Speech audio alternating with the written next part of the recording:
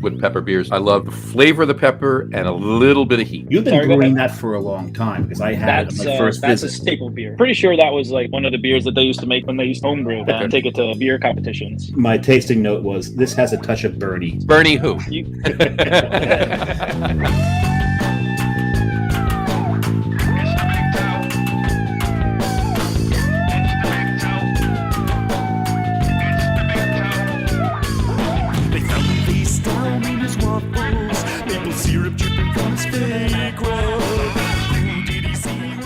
All right, everybody, welcome out to the Logroom Guys Craft Beer Show. It is Tuesday, November the 28th, 2023. Jersey Johnny coming at you. With me, as always, is none other than Mr. Beer Samurai, just sitting down in his chair, just in time to start talking. How are you, Mr. Samurai? Hey, how's it going? How's it going? It is going. It's going. Happy National French Toast Day. Happy National French Toast Day. Yeah, to all who celebrate. Well, what do you got? What do you got? You make your own French toast sticks, or do you just make French toast and cut it? No, I'm aware of that. I'm just saying. Well, the thing is, if I was going to be on air, it's finger food. It's easier than having the knife and fork. And right. I got my little thing of maple syrup. Yep. Now, is it maple syrup or is it pancake syrup? Oh, it's maple syrup. I brought this back from Montreal. Thank you very much. All right. I don't like maple flavored corn syrup. High fructose corn syrup. Yeah. No. You don't want to do that. You don't want to do that. Stuff makes me feel awful too. After it's disgusting. You eat like two bites of it, and you're like, "What the hell am I doing?" You know. Yeah, your head starts swimming. You get a headache. Mm-hmm. So. We like to use alcohol to get that effect. We do. Yeah. Much later. It sets in. It sets in after a while, but but exactly. It's also Blue Cheese Day. Yes, it is Blue Cheese Day. Happy Blue Cheese Day. And I actually saw somebody post Happy Blue Cheese Day, but they spelt it BLUE. I don't know if I'd eat blue colored cheese. Well, bleu is blue. Oh, I'm aware, but but you got it right. I get it. It doesn't make it wrong, right? No. But and I get the blue. It's the because the blue in the cheese comes from the mold, the veining of the mold in the cheese, right? Exactly. And you can tell your quality ones that have been naturally inoculated and the ones that are artificial because the veins are too consistent. There's just like lines. They all look very similar. Don't eat that blue cheese. Go for something else. Yeah, because that's not your highest quality blue cheese. Not at all. We've got if you want really high quality cheese and you're in Jersey, you do get out to Hunterdon County though. You do, and we'll have to talk about that. Yeah, we'll talk about that later. I do want to tell you though, I was talking to my son earlier. And he asked me, he says, "Dad, what's it like to be married?" Oh. And I told him to leave me alone. And then when he did, I asked him why he was ignoring me. Yep. Yeah. So, there you go, right there. There you go. I just had to say that there. Nice. I came in from a conversation with my neighbors. He's an invisible man and he married an invisible woman. Yeah. His kids are nothing to look at either. So they weren't really seeing each other, were they? They weren't seeing each other forever. There you go. All right, done with the jokes. That's it. I need a beer. Thank you. You're welcome. No, I definitely need a beer after those. There you go. All right. Let's bring the guest on. Actually, let's not bring the guest on. There he is. Okay, now we can bring the guest on. Someone else walked away from the camera too. Huh? I was like, all right. Let's bring our guest on for tonight. And there we go. Haven't heard that in a while from your neck of the woods. Yeah, there's the North Bergen Fire Department. They're right across the street. But we heard them all the time when you were set up in a different location in your abode. Actually, I'm not that. I mean, yes, because I was right next to the windows. It's just they haven't been screaming by as much lately. Maybe people are being a little more conscious, and maybe fire prevention is doing its work, doing its job. Perhaps we'll see. But because that actually went the other way, and that actually I don't think it was the fire department. I think it was a police car. Or maybe it's just a police. I think it was the boys in blue. Boys in blue. All right, let's bring our guest on for tonight and get this show rolling. Roll this weenie roast here, as they say. Please welcome to our show tonight, Matt Shuster from Conclave Brewing. Conclave Brewing. Oh, Bluing cheese. Bluing cheese. It's Blue Cheese Day. Blue cheese is delicious. Conclave Conclave Brewing. Not Conclave Brewing. Close enough. How we doing? That's How we a doing, tongue, guys? that's a Doing tongue all right? twister after about 5 beers. Pretty Yeah. good, Matt. How you doing? He froze. He froze. Well, that was.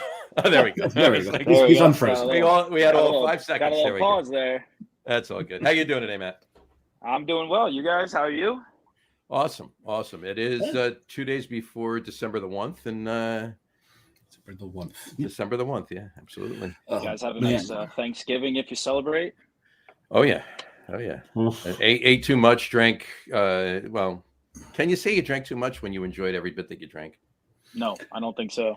That well, It's like a really- job when they say you don't work if you like your job or whatever. Right, exactly. Whatever that saying is. Exactly. See, I've Same always thing. I've always disagreed with that statement, and we had this discussion on another show, We did, yes. Okay. right? We did. With somebody from this state, as a matter of fact. Why don't you tell everybody what that state is if they're not aware of it? That would be Rhode Island. You can There see you there's go. a little thing, and there's a reason I'm wearing that hat. We'll get into that later, but no, Spent my 21st birthday in Rhode Island, actually. There you go. Oh, we need that story later when we start Well, talking about this. Pretty boring, I'll be honest with you. It's Oh, pretty Well, boring. we still need to know. what went. Make up some stuff. There you Yeah. go. All right. Yes, All right. never let the truth get in the way. of the Embellish. story. Exactly. Embellish a bit. No, the thing I've always thought about that if you do what you love, eventually you start to resent what you love. In some cases, I mean, I envy those people who do what they love for a living and continue to love it and still have that passion day in and day out. I know the brewery industry is full of those people. That's why I'm happy to give them money for beer. Mhm. You know, I like to take it. support that. So, Mhm. but yeah, so I'm glad you love we your job appreciate it. because No. we do like your beer. Yes. Like might be too soft a word for that. You make some great stuff out there. Yeah, it is pretty good. Well, I appreciate that. Let's get into the talk about that. But before we do, we need to crack a couple of beers. Matt, what are you drinking? Well, I already have indulged in one of my most favorite beverages. It's Old Man from Treehouse. That is a really good beer. This is a Old staple Man. in my fridge, and it always is. Whenever anyone is up there, they always pick it up for me. Nice. Old Man is an awesome beer. Yeah, one of my and favorites that they make. I love actually have a couple of them. Had I known you were having that, I would have. Not a problem. Oh, That is not okay. something that most people would think that would No. be one of the most popular beers in someone's fridge, but it is to me, and my wife and my family members love that beer. It would be in my fridge as well. What's really interesting, that means all three of us are starting off with the same style. beer. There you Exactly. go. But you're not. You're Actually, I'm not. Mine's a little different. So why it's don't an you- English English style. So why don't you start off with yours? That's all that matters. Since you've got an ESB. Are you talking to me? No, I have a No, mild. John, Oh, sorry. you have a sorry. mild. Mild, yeah. Oh, that's Yeah. right. I've got the ESB. You've got the ESP. Well, I don't have an Me too. ESB. Yeah, you I do. don't have the ESB. No, it's You're not drinking- an ESB. You drinking the It's- Churchill? It is, but they don't call it an ESB. What do they call it? They call it a regular bitter. Oh, a regular. They bitter. don't think it's very There's special. nothing special about that bitter. No, Yeah. that's Everything I'm sorry, that- ordinary bitter. So Ordinary it's bitter. Ordinary bitter. It's an Ordinary ordinary Just, bitter. just an okay bitter. It's there you go. It's more than okay. I'll tell you that. I Okay. love this beer. Okay, and so wait, should I can change? you see what I'm drinking out of here, Matt? I don't know. We said there'd be I nothing can't tell. visual It just 'cause looks you can't like it's just your computer screen in the background. Yeah, this is because it reflects. I got to figure out how to fix Yeah. this. This is the Hunterdon County Beer Trail Oh, can nice. glass Oh, there from you last year. Yeah, cool. There you go. There, And we know it's from last year and a little dated because High Rail's still on it. I Yeah. corrected it. Watch it scroll across there. The Churchill. It's a 5.1% OB. Obi, ordinary beer. There's nothing ESP. There's nothing ES about that. No. Just O. Anyway. But yeah, I actually, managed to grab one of these while I was there. So that'll be a New Jersey collect brewery. Well, Eskerhart's there now. Eskerhart. opened Yes, it. I know Eskerhart's So, there now. Yeah, So- they're making some pretty good liquid. From what I understand. Not sure when they open that building up, but I know that they are taking over there. Excited to meet those guys and Oh yeah. see what's happening. And Dave, you just had or did you not have it the other day? I think you did. The Eskerhart collab with Alternate Ending when we were there on last Friday. Which one was it? That was the Beautiful Friendship. I did have a sip of that. Yep. I was going to grab a bottle of that. I'd had that before. Mm-hmm. That's a beautiful big stout, and there's no way I was ordering a full one. I had to drive home eventually. This is true. That's the problem a lot of times. Exactly. Have a short pour at the brewery and then bring a bottle home to, indulge. That's going to be the thing with like the Hunterdon County Beer Trail. You guys are, that's a kind of a big area. You guys are kind of spread out. So if you're doing it in one day, I wouldn't recommend that. No, don't recommend it. Unless you have someone driving you or taking you or picking you up, or a bus or something fun like that. Yeah, you always have to be friends with someone who's pregnant, so exactly your designated driver, or someone who just doesn't drink. I do know a few of those people. I don't like Churchill said, I don't trust anybody who doesn't drink. So doesn't drink, So I don't know if I trust him to be the DD. There you go. All right, I'm having from Holbrook, New York, Spider by Brewing. Larry's been on the show. Their English mild, the itsy bitsy. I'll hold the can up. Actually, I can hold the can up for you. It's right here. There you go. Nice. Cool. It's right down here. Some guy I know was out there, a couple weeks ago, and he grabbed me a can of it. So yeah, he must be a great guy. He's a great guy. Yeah. Cheers, gentlemen. Cheers, all. Cheers, guys. You got it. Wherever the camera is, there it is. I guess I should open my next one. I'll wait a little while because I already drank that one, but I'll wait. It's all good. So you guys will get the next one. It's all good. No. Well, if your next one's a Conclave, we're having Conclave next. So anyway, then I'll take that one out of the little fridge I have right here. There you go. I'll drink that one. How's that? There you go. All right, let's start this. Ask you the first question we ask everybody first time when they come on the show. Anyway, to the best of your recollection, what's the first craft beer you ever had? That I don't know if I could tell you. It can be. You can go like this with your hand to like craft. I mean, the first beer that I ever had was at the age of 29, and it was a deliciously poured Guinness, and I never turned back from it. So where did you have that? That was at a restaurant in South Jersey called Redstone, I think it was called. Okay. I was actually there with my grandmother and my mom. And yeah, that was the first beer that I ever consumed incomplete in my entire life at 29 years old. Wow. Oh, hey. So I do remember it, but I do not remember my first craft beer, if you want to say that. No, it's fine. Guinness, if you're, like if you're like here, like look at it this way, like if your first beer you ever had was a Budweiser. Yeah. But if your first beer you ever had was Guinness, that qualifies. Oh yeah, that's good. That's absolutely fine. I still love Guinness. Love it. I was not much. Mass-produced light lagers aside, pretty much anything else qualifies. So.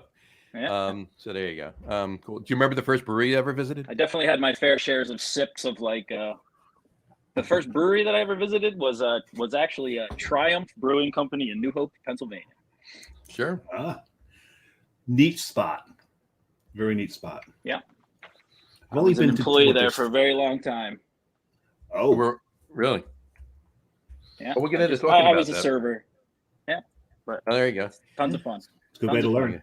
You were going to say you had plenty of sips of what? I was going to say I definitely indulged in some sips of beers with friends at their colleges or whatever. Yeah. Being a Bucks County guy, Pennsylvania, was usually Yingling, which I to this day can't drink a Yingling lager, and that taste will never leave my mouth. My taste buds will hopefully never have to have that again. But no offense to them, I just too many sips. You're missing a great tour, though. Yeah. I've never been there actually. It's actually a really cool tour. I mean, the brewery is built in the side of a mountain. Yeah. And a lot of the original parts of the brewery are still there from 1829, and it's crazy. You walk through the caves down underneath where they used to wear a hat. You're going to get dripped on. Yeah, get dripped on. Yeah, that's where they stored that. They had no refrigeration in 1829. Yep, so that's where they kept everything cold. That's where they kept everything cold. So, but it's really cool. And and the best beer, as far as I'm concerned, the best beer they ever made was their Bock, just a regular single Bock. It was pretty well brewed. I mean, are there better Bocks out there? Of course, right. And it would be mediocre in Germany if that. But for Yingling and all, It was pretty well brewed, but they discontinued it. I don't know, about 10 years ago. So anyway, all right, enough about Yuengling. Let's talk about you and Conclave. When did you first get into brewing? Brewing wise, I mean, I was kind of late to the party. I had a friend who was a home brewer. I was going to say, I would assume having your first full beer at 29 kind of breaks you late to the party. Made me a little late. I had a friend. His name was Brian. He was a home brewer. I made a couple beers with him. Through him, became friends with another person over here in Hunterdon County named Adam, and he also was a fantastic home brewer. We would brew in his driveway under a tent every once in a while. But I mean, home brewing myself, I mean, I've only home brewed, I'd say myself, like 6 or 7 beers. I kind of just went from helping out some friends in a brewery to becoming the brewer there in the summer. So it was pretty cool. All right, that works. Yeah. The first homebrew that we made was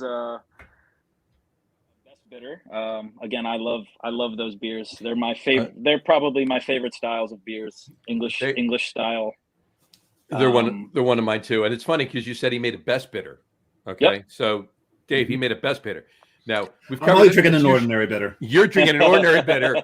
And his is even better than an extra special one. All right. What's better or extra special? They're all better. They're all delicious. It's best. It doesn't matter. Best. Oh, best. He made a best bitter. They're all delicious. There's nothing, there's no extra best. If it's the best, it's the best. So there's no extra better either. It didn't turn out great. It was undercarved, obviously. Some of the bottles were a little bit more dark than others. Okay. But we drank through the first couple and then probably dumped more than we drank. But like your skill gets better as you go on, and sure. Like I said, I didn't have that much experience home brewing just personally by myself. I always had like 2 or 3 people with me that did most of the work. Well, you were like soaking it in, right? You were taking, I was taking mental notes and watching it all. Right. And I still have that journal and those papers that we wrote all the notes on. Those will never go anywhere. That's awesome. What and when did you?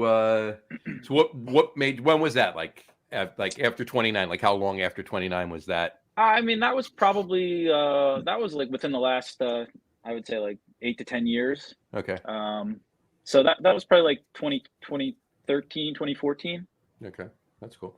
And I was an elementary school teacher, so like I have a little bit of a weird upbringing in beer, which is why like those are just kind of fun some side weekend things that I would do and get together with those guys. Sure. To kind of get myself out of the school mentality. That's probably good training for being a brewer. Multitasking. You're always cleaning up liquid messes. Ugh. One. Lots of cleaning. And patience. Yeah. You've got to learn a lot of patience to do it. So that's not the worst training to be a brewer. No. And it's going to help with some of your customers. Well, it depends too. Like, were you said elementary school teacher? Were you a kindergarten teacher? Or were you fourth grade? I taught 4th grade. All right.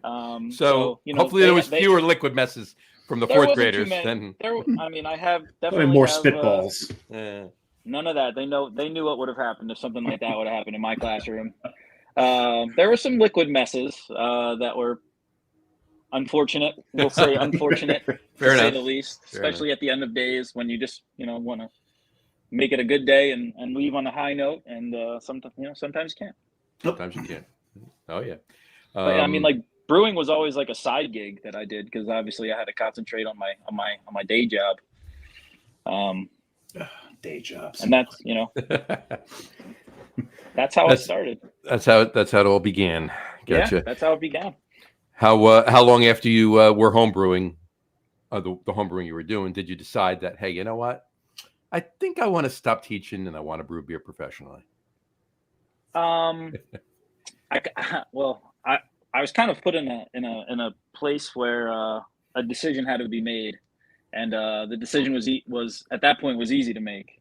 And that was, I guess that was like the summer of 2014, 2015, 2016. I don't exactly remember when it was. Somewhere in there. Maybe. Somewhere in there. It was before COVID. I would say it was probably 2018. Okay.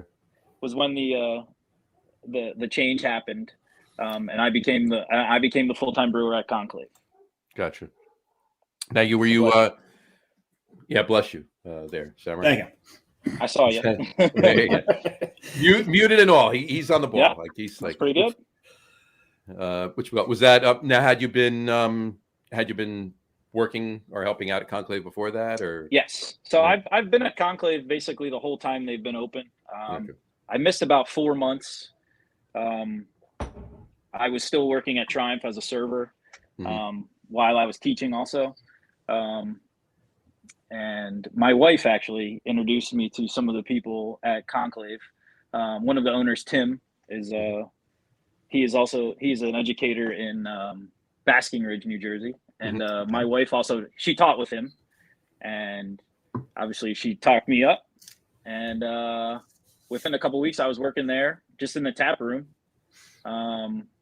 cleaning glasses and gotta be done. Filling growlers and cleaning. Sure. Always cleaning. Well, you probably were cleaning less then than you are now. I was cleaning much less then. Yes. And I can tell you, it was at least 2015 because I have untapped check-ins at Conclave. Yep. That's when they opened 2015. Yep. Right. He was saying that in 2018 he became the full-time brewer. I took over as the brewer in 2018. I think it was that 2018, 2019. It was somewhere around there. 2018, I think it was. Gotcha.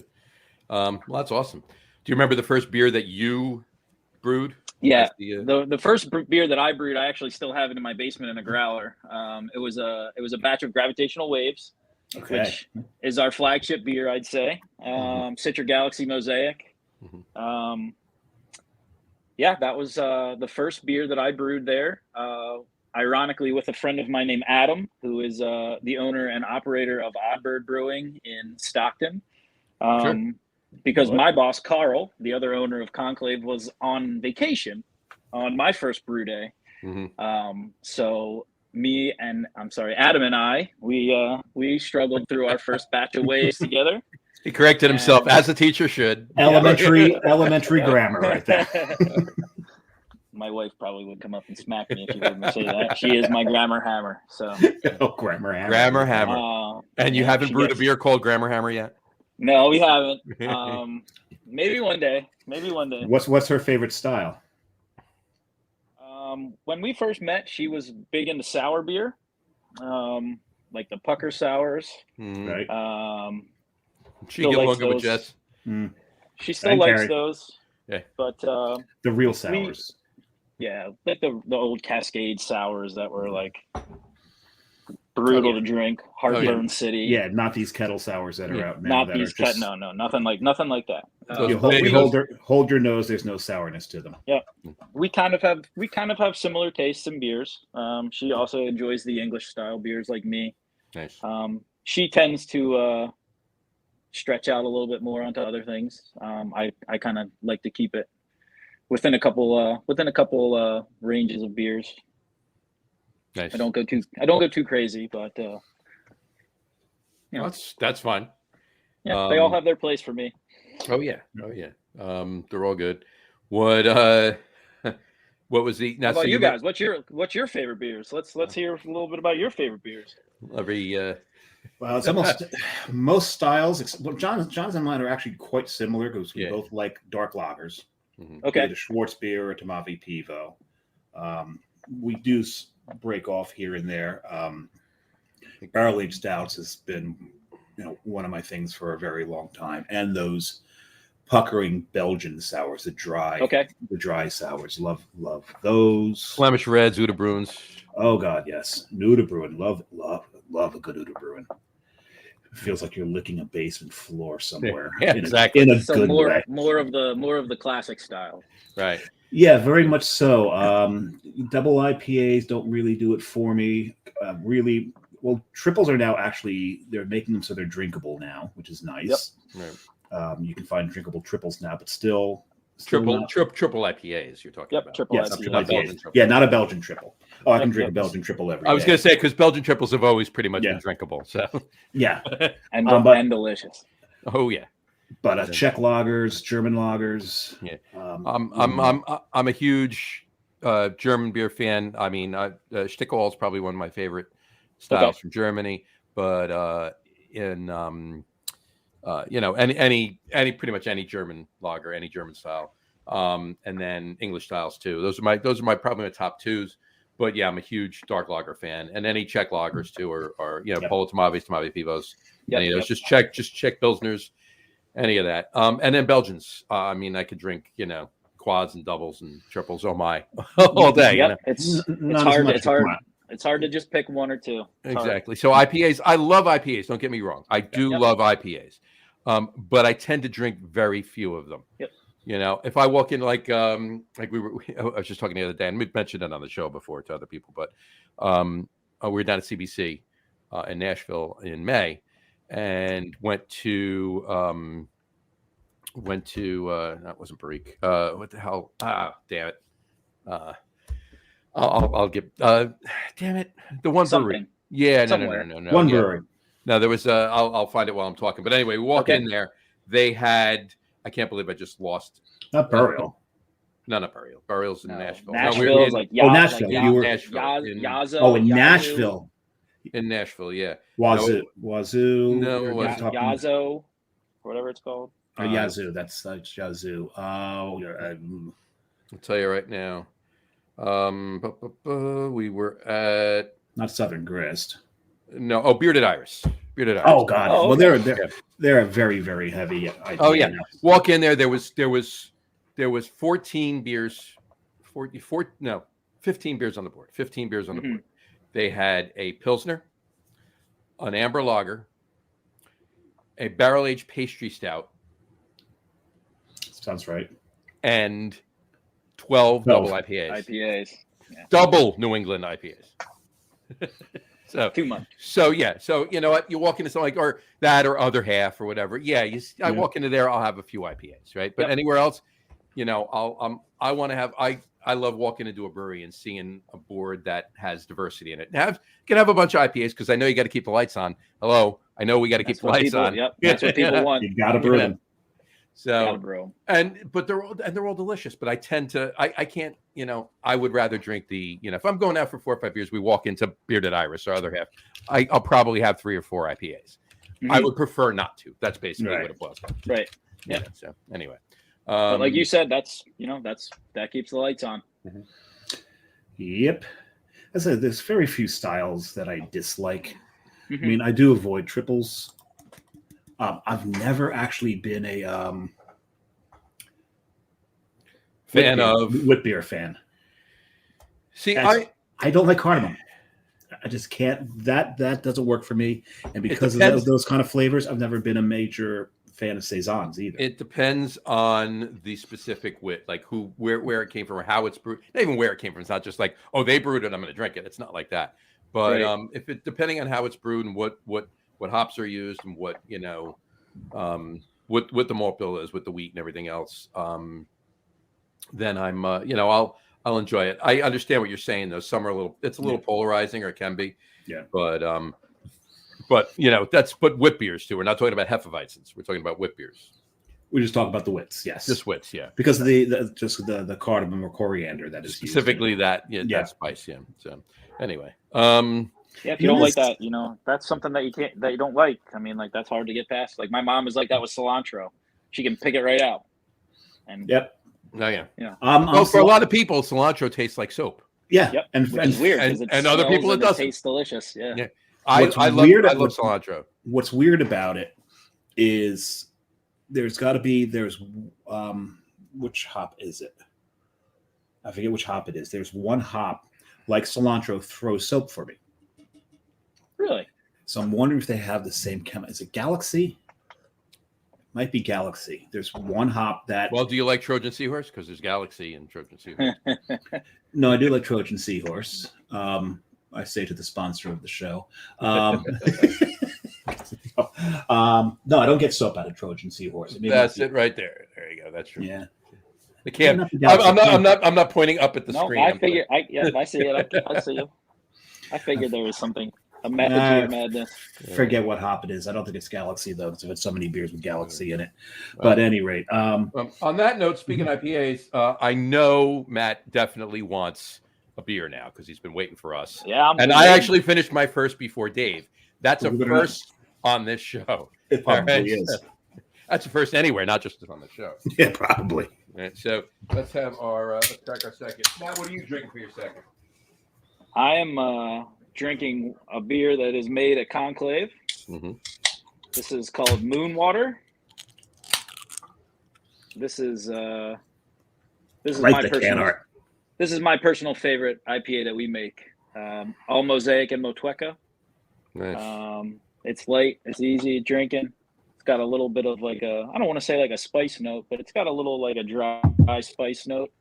I always tell people when they ask about beers that we make, what is the ending like? What is the ending like? And I always say our IPAs, some of them tend to be a little dry and a little bitter, and like my personality, a little dry and a little bitter. So cheers, fellas! Thanks for having me on. Cheers, absolutely. Oh, no, thanks for being on. Dave, what are we drinking?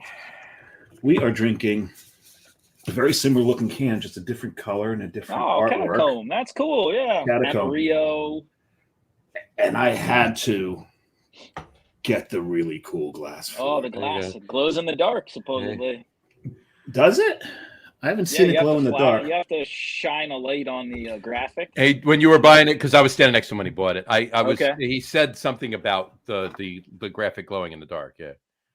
Yeah. So supposedly, if you shine a light on where it says Conclave and the little symbol, Conclave symbol, it supposedly glows in the dark. I don't know this. I haven't seen it. I know. Dave got so excited. Yeah, that he actually bumped himself off the broadcast. So this is that's funny. Well, I'm sure he'll be back momentarily. Drop that nice glass filled with that beer. Well, it's funny too. I'll just while we're waiting for Dave to come back on. You had Old Man before. I figured I'd drink it in a treat. Oh yeah, all right, yeah, perfect. Yeah, Old Man is delicious. Yeah, I love I love Old Man. Yeah, no, I know what you mean. So do I. I some Old Man. I am Old Man, but that's besides the point. No, I'm not Old Man. I can't even say my father's Old Man, and he's in his 80s, so don't worry about that. I can hear you, can't see you. Are you in the dark? I don't see him either. Well, he's probably trying to do the I see glass what he's thing. doing. All right. I was trying to, but call me a liar live on TV or live on the internet. There we go. TV enough. No, it actually went to grab my flashlight. Oh, there you go. Okay. And wound up unplugging my my microphone, which hooks into everything. So there you go. Well, it bumped you completely off the broadcast. I noticed that. So, welcome back. Welcome back. What's funny? I just want to tell you, it's not even funny, Matt. As soon as I cracked this, I cracked this down here, and the hops came right out of the can, right into my nose. They're big and bright. Mm. This is odoriferous in a very good way. What did you use in this? Amarillo. Yep, Amarillo. It's 2-row Amarillo, a little bit of white wheat. I want to say that there's also some Citra in there. Okay. That'll explain the nose. Yeah. Absolutely explain that nose. Oh yeah. Yeah, I mean that's one of our like standard. I would say that's one of our more standard taste profiles. Like I said, a little dry, a little bitter on the end, but you get that big bright fruits, citrus nose. Mm-hmm. That's a lovely beer. That's a great beer. I like that. Yep, I like that a lot. And that's our annual Halloween. We release that on Halloween every year. I think that's got a fun can. A little can message on the bottom. I think it's got something fun on the bottom, yeah. Canned on 10/19/23. All right. There's no fun. Red October, it says. There you go. I knew there was something fun on the bottom of that can. Red October, yeah. You always know when I'm the one that gets onto the canning labels. I mean, the canning dates. Mine doesn't say anything. Yours doesn't say Red October? No. So I got Unfortunately, it was not a Red October, unfortunately. I got the inkjet, and you didn't on your cans. Yeah, and who gave you that beer? You. You bought the 4-pack and said here. Yep, take one. The I do need. I'll look at the other two that I have. and see if they that might have been before my boss caught me that I had all that stuff written on there. There you go. Oh, we put interesting things on the bottom of cans. So. It's always fun. They're like Easter eggs. If nobody looks at them, they're never going to see them. Nobody looks at it anymore. Yeah, it used to be a lot more fun. Oh yeah, but yeah, this is fantastic, and this is going to be a first in many shows that I'm actually having more than one IPA. Okay. On the show, and Dave's had it more recently than I have, but. This being the lager room, guys, Yeah. What's funny is in the beginning, when we started this like 3.5 years ago, most of the time, yeah, there you go. Nothing cool in the bottom. Nothing cool in the bottom. I'm just saying. I checked the whole 4-pack. You checked the whole 4-pack? Nothing cool in the bottom. Sorry, I'll do better next time. Okay. But keep people on their toes. Exactly. But yeah, we were almost completely just drinking IPAs on this show back then. Oh God, when we first started, yeah, we're the lager room guys, and it took how many shows for us to actually drink a lager? Probably a couple months into having the show that we actually did. But we started before the new lager revolution. Yeah. Okay. So now it's actually very rare for us to not drink a lager on the show. This is going to be an exception. It's not only is it very rare for us to not drink a lager on the show, it's very rare for us to. It's not very rare, but it's rare enough for us to not drink just all lagers on the show. Okay. Yeah, it's getting to that point. Yeah. And for me to have 2 IPAs on a show, because I'm following this up with another IPA. Yes, as a mind said it. Yeah. That's very strange. Yeah. So, all right, talk about Matt. Talk about some of the beers you're brewing at Conclave. But as far as your flagships go, seasonals you do, certain releases during the year, and so forth. Flagship beers, definitely Gravitational Waves, Citra Galaxy Mosaic, like I said before. That beer, I mean, probably brought us the most notoriety. That's definitely a beer that's continued to be brewed, maybe once, twice every month, just so we can keep it. That's definitely the beer that if you were to travel to a restaurant in some parts of New Jersey, that's definitely a beer that you would find on tap. Just because, that's one of our more popular beers. We try to get more beers out, and Rob, our sales guy, is doing a great job getting us out there further than Hunterdon County. Hopefully one day we'll be in Philadelphia, because that's where I'm. That's my hometown. There you go. Well, you say you're Bucks County born and bred. Yeah, but, the bars in Philly are definitely places that I would love to have my name out in. Oh, hell yeah. Conclave's name out in. Definitely bars over in like New Hope, Bucks County area. I would love to have that stuff. But I know we have to make more beer in order to make that happen, because I think there's some kind of distribution laws as far as how much you make per year or something like that. But I'm not getting into any of that stuff. What size brew house you guys are using? We brew in a 10-barrel, specific mechanical. We have a couple 20-barrel tanks and a couple 10-barrel tanks. So like today was the start of a double brew day. So tomorrow I'll brew again. One of our beers called Gravitational Pull. It's a little bit of a. It's similar to Gravitational Waves. The hop profile is much different. We add a little bit of a special grain in there. Yeah, a little more sweetness. I was going to dryness. I was going to make a joke and say, well, the gravity's the same, right? Never mind. The gravity is there's a little discrepancy. The OG is the same, but the FG.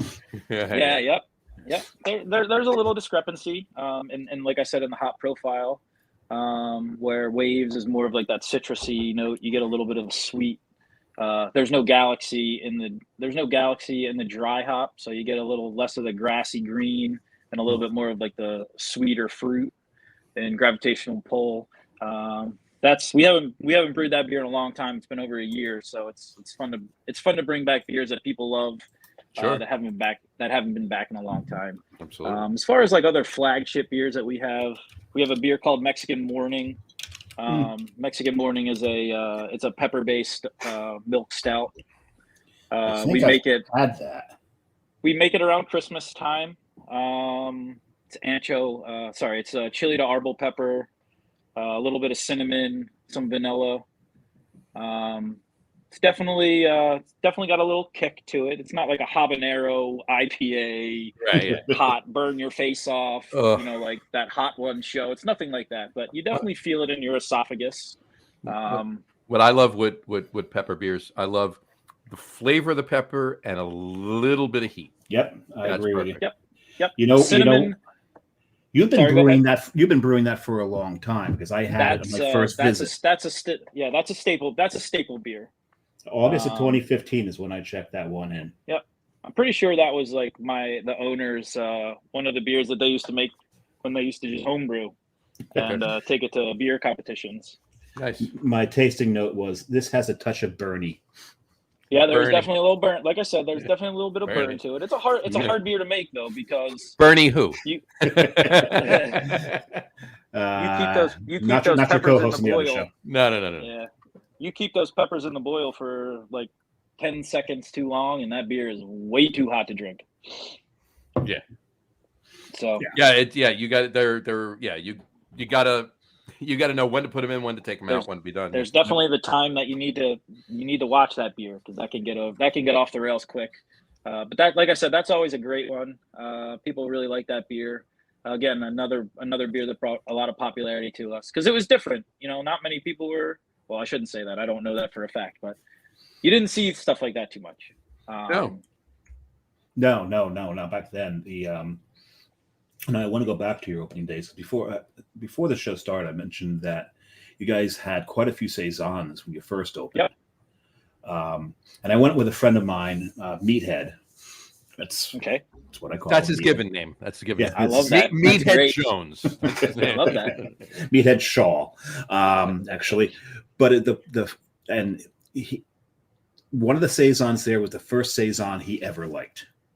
Okay. The first saison he ever liked. The funny part about it is about a year later, I'm talking about Conclave.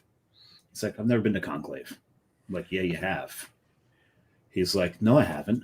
Yeah, we went to Demented, then we went to Conclave. He's like, I've never been to Conclave. I'm like, you've been to Conclave. Remember they were in this business center, and across the street there was a Trans Am wrapped in flames. Remember the Trans Am? Yep. It was a Mustang. Oh, it was a Mustang. Was it a Mustang? Same thing. American Muscle. Love it.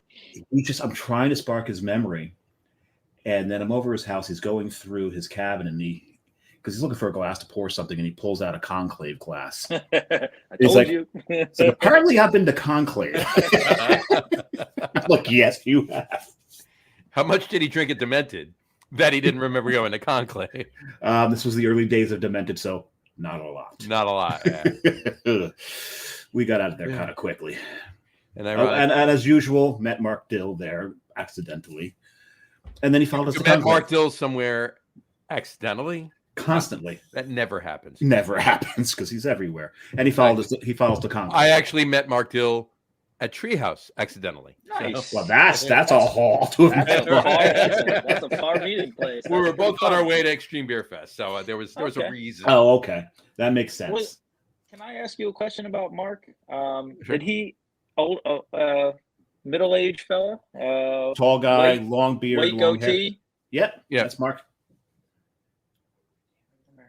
Because there was a guy that used to come into Conclave all the time named Mark. And he would I want to say he got an RV and just moved out of this area and was just doing that's a bunch of beer stuff. Different Mark. Okay, different Mark. Different Mark. Our Mark got married. Okay, different Mark. Yeah, I mean, was married forever, much. And then just made it official, especially. I get, yeah. No, the Mark that we know, Mark. What's he like? 6'4"? Definitely different guy. Yeah, he's up there. He's as tall as Matt and I. Yeah. So. Definitely a different guy. So anyway, continue. You were saying saisons. But that and describe that tap room to us. What, the old one or the new one? The old one. The old one was amazing. It was so easy to keep clean. It was probably as big as the office that I'm sitting in right now at my house, my wife's office, which I would be very wrong if I called this a bedroom. But there was not much. There was 800 square feet at that place, and there was a 3.5 barrel brew house stuffed inside with 5 tanks and a bright tank, and all of our supplies. Which, if you got a beer, you were usually standing by the tanks because you had to go into so other people could get to the window, and it was a window. Mm-hmm. Yep. And it's you'd have people outside too, which was probably not the best thing. Yeah, we weren't supposed to have that. People weren't really supposed to go out the garage door, but every once in a while somebody would trickle out there. Needless to say that that place was outgrown very fast. But there are still days that I wish we had a small little tiny system in there that we could go back there and just relive some of the old days, making 3.5 barrel batches of our pills or whatever. But those days are long. Those days are long gone, and that's okay. Sure. Well, you guys you're doing something right if you made a saison that Meathead liked. There you go. Well, I appreciate you, Meathead. There you go. Wherever you are. Tell everybody when did Bud Lake somewhere?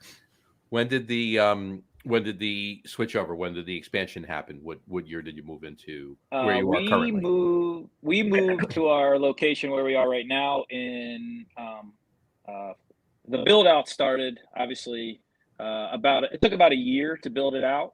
And then we moved into the building. Our first day for sales was Valentine's Day of 2020.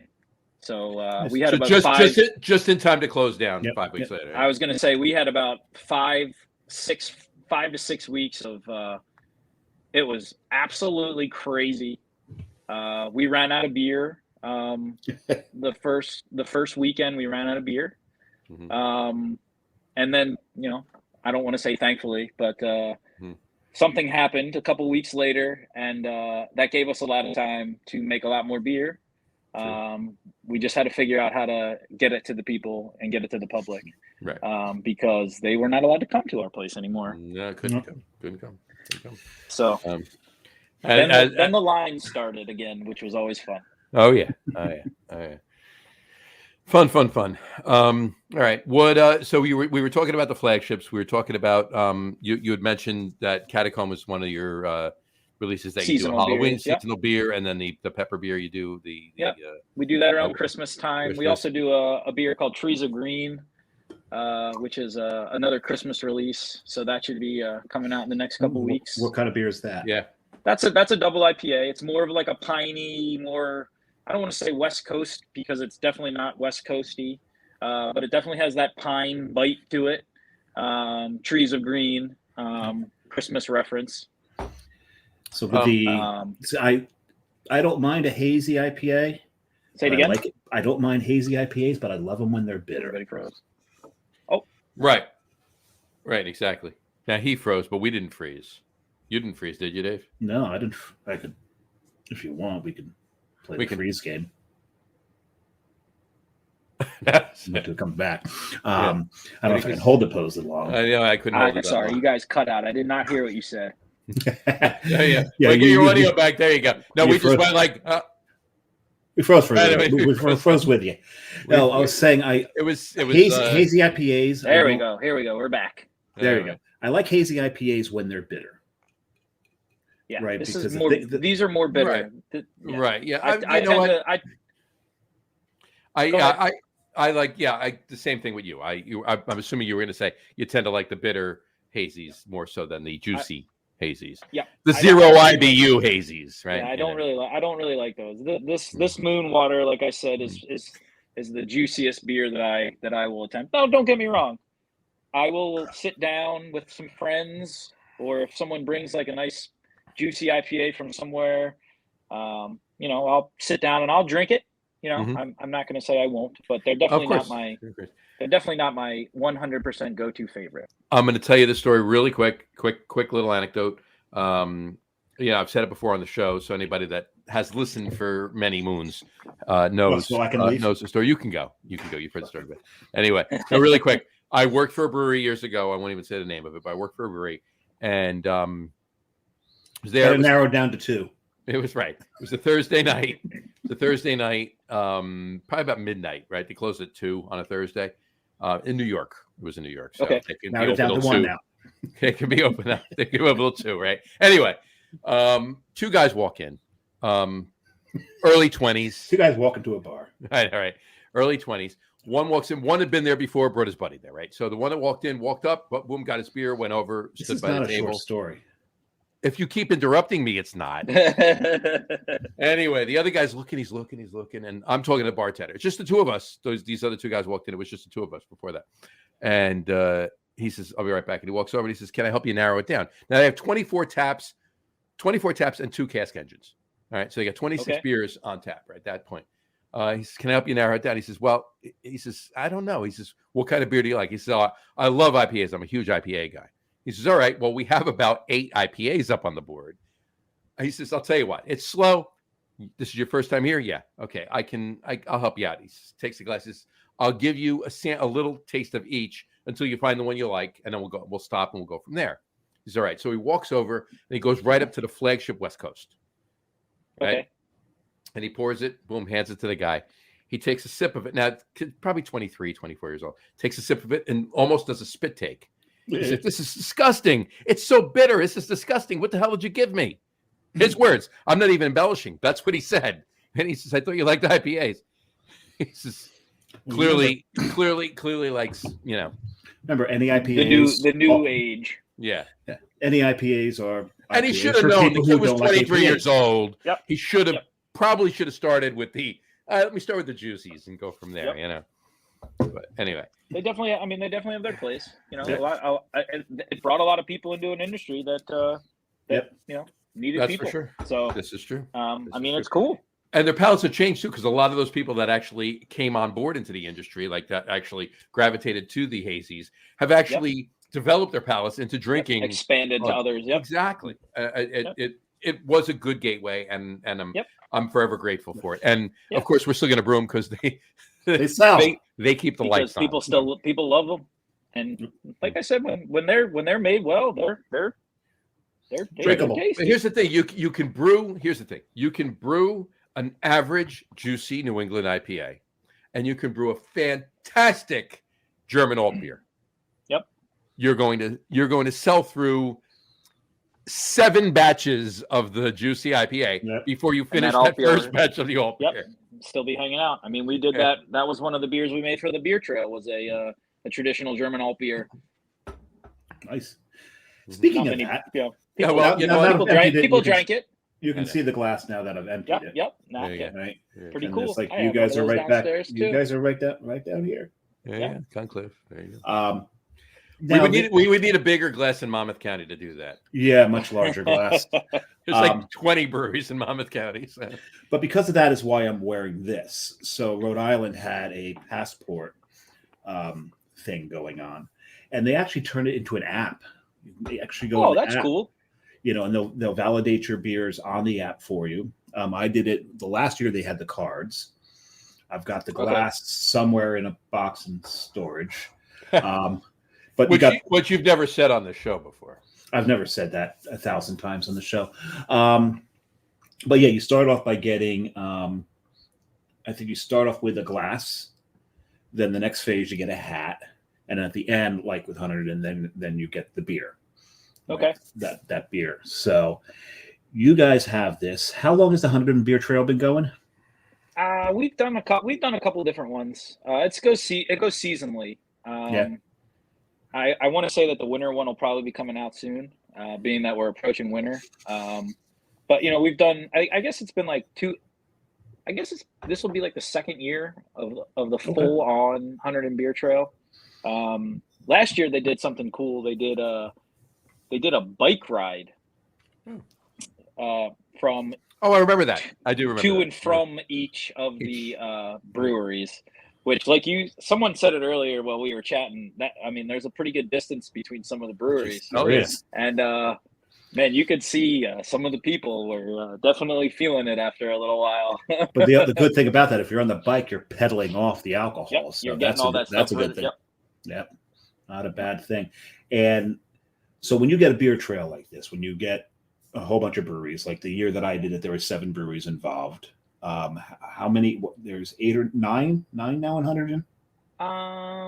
Minus High Rail, I want to say there was 7 minus high rail is 6, so then it'll be back to 7 again. You'll be back to full 7. Okay, I thought there was Lone Eagle, Reddington, us, Oddbird, Sunken Silo, Descendants, and then the 7th would have been high rail. Yep. Right now it's Escarhart. So it's 6 now. Yep. So when Escarhart opens, it'll be back to 7. Back to 7. What is the what is the scene like amongst the brewers there? John likes to use a term all the time, co-opetition, where everyone's friends, even though I guess the competition may not be as high since you're more spread out. Yeah, I mean, I don't really consider it competition. I mean, they're providing a service. We're providing a product, I should say. We're providing a product. Here's the way. Here's the way I look at it, and I mean, you can tell me it could be different anywhere, right? This is just a general observation, right? And it's anything that I've actually experienced. I've been in the business for 17 years, so yeah.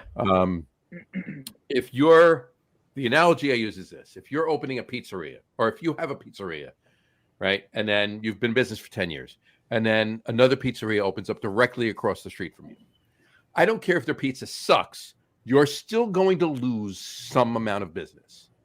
Okay, because it's just the nature of the game, right? If you're a brewery, right? If you're a brewery and a brewery opens up across the street from you, you actually want that to a point, right? Because a brewery across the street, you want one across the street, down the block, and around the corner. You want to be a destination because now you're not just getting your locals, you're getting people. There's 4 breweries. I can drive to a place and park once and go to 4 breweries, right?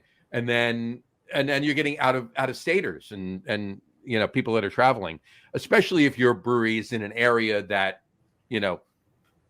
people travel to or can travel to. We've lost him. I think we lost him. Yeah, he was frozen there for a while. I was wondering if he was going to drop. Well, he's thinking. I'm assuming he's thinking. He's loading. He's loading. He's loading. As Jim says, buffering. So. Well, while he does that, You want to open up our third beers when he comes back, or did you finish your second before? Why are you so thirsty today? I don't know. You didn't. You'd finish. I was going to say. Oh, that's right. You were drinking the other one in that. I forgot. I thought you were done. So I had a little bit left. So I just finished it really quick. Well, as I mentioned before the show, I've been feeling a little off all day, so maybe I'm drinking slowly. Maybe that's why. All right, so that's the reason why you're slower than usual. Slower than usual. There you go. So we'll open our thirds. We can open our thirds, I guess, and then he can open his third when he comes back on. Oh, he's back. There he goes. There he is. See, I knew he didn't drop because he was buffering. He was like thinking. No, it keeps saying that I have to get closer to my router, so I just moved downstairs. There you go. There you go. So I missed out a little bit on. Fortunately, my router is right next to my. Oh, okay. Desk, so I just missed out on the last bit of what you said. Where were you? You had said about like a brewery opening up across the street. Across the street, you want one to open up across. There he is. You dropped again briefly. He really doesn't want to hear the story, John. He just keeps... I got to end this story. No, come on, let's hear it. Turn off Wi-Fi. You want a brewery to open up across the street from you, down the block and around the corner, because now you're a destination. Okay, now you're just not getting your locals. You're getting people from in-state, and you're getting people that are traveling. I mean, Dave and I plan vacations around breweries. Okay. Yeah, and we're not the only 2 people in this country that I can show you my planning for my Germany trip. Right, President's Weekend. I'm going to Vermont. You know what I mean? There you go. Yeah. So that's what you want. So that's why I'm saying this is an industry unlike any other. It's an industry that the more people that are involved, the better it is for everybody, and it really is. Eventually, and it's going to be beyond us. We'll be long done with the industry, retired, hopefully still here and enjoying it, but long retired. Because remember, in heaven, there is no beer. That's why we bring it up. And when we're gone from here, our friends will be drinking all the beer. Our friends will be drinking all our beer. But to your point, like you just said, I would love a brewery to open up across the street, because then, you see what people really want, and then you see if they're going to return to you, then you know that your product that you're making is suitable for them. Well, if they don't come back. Right. They found something different. And that's a point too. But to your point there, in Hunterdon County now, Hunterdon County is a big county. Like I'm talking about Monmouth County. We have 21 breweries in Monmouth County. Biggest culmination of breweries in any one county in the state, right? But Hunterdon County is a big county. You only have 6 right now, 7 when Escarhart opens in High Rail's old space. But lots of room. 3 of the breweries are very close together, very by close. you. So it's you, Lone Eagle, and Reddington are within a 5-minute, 8-minute radius of each other, kind of thing. Mm-hmm. So another 15 minutes to these guys. Yep. Right. So it's just the other way. Yep. Right. So it's got to be. I mean, that's got to be. It's healthy. It's healthy. Right. Exactly. Because people are saying, hey, we can go down, we can drive down 202, and we can hit Reddington. We can hit Reddington and then go to Conclave and then over to Lone Eagle. You know, that kind of. And back to your pizzeria point, another thing that you're not going to see if you've got a pizzeria opening across from you, you run out of pepperoni. Are the guys across the street going to give you some pepperoni? No, go buy it at the store. If you run out of, hey, I'm out of some mosaic. Yeah, I need 10 pounds of mosaic. You guys got it? Oh yeah. Here, absolutely. Yep. There you go. Please come get it. Yep. And I mean, I've done that. I did that 2 weeks ago. We needed some hops. I called my friend Adam at Oddbird. I drive basically past there on my way home to come home to Lambertville. So talk about hard to park. Yeah, that's hard to park there. At Oddbird, yeah. My wife and I, we live close enough that we can ride our bikes if it's not too cold. Although it's getting too cold now and it gets dark so fast that that's a scary bike ride. But there you go. Yeah, I can imagine. It's a scary walk along the road to get there. Yeah. Well, you go with the towpath. There's right. But then you still got to cross. Yeah, well, that's okay. And there's some blind turns on that road. Yeah, 29 is a crazy road. It's a beautiful road. It's a great drive, but it is nice. Being a pedestrian on it terrifies me. But Western Jersey, like all the breweries, you guys up to Sunken Silo and over to Oddbird, and even over to Joe David over at Descendants. Yep. And Joe actually used to work for me years ago. Oh, no kidding. Yes. Joe and I go way back. And before I appreciate what they're doing. Before he worked for me, we both worked at Cricket Hill. Oh, okay. So many years ago, I was there well before him. Yeah. but there was an overlap there. Anyway, but yeah, you keep going north, and I mean, you get up to Dave and Aaron up at Buttsville. It's just the point is, it's not just about the breweries; it's the beautiful ride that you're taking. Oh yeah. To get to it's just the people. It's the people that are involved in it also. Yeah. So let's not talk this up too much. See, the great thing about living in Jersey, everyone thinks it's the Turnpike and the shore, and that's it. They think we're all Sopranos in Jersey Shore. And that's far from us, though. Yeah, the beautiful parts of the state. They don't see the beautiful parts of the state. We kind of want it that way. So let's stop talking it up so the people. Exactly.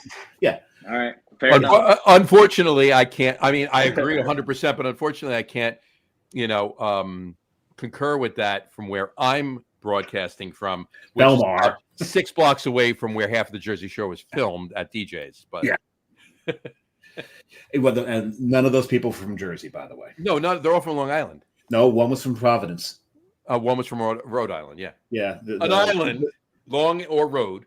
Yes. It was what the Situation was from. No, he was from Long Island. Then which was the one that I have no idea their names. You could say. I got to be honest with you, and this is 100% the truth. I have never watched one episode of that show. And you're not going to believe this. I've only watched one episode of The Sopranos. Oh, I've watched every episode of The Sopranos. Just not my thing. Matt, you? That was a COVID thing for me. It was definitely a Sopranos thing. I definitely watched all of The Sopranos during COVID. My father was a huge Sopranos fan. Watched everything. Knew everything about The Sopranos, and I never sat and watched it with him one time.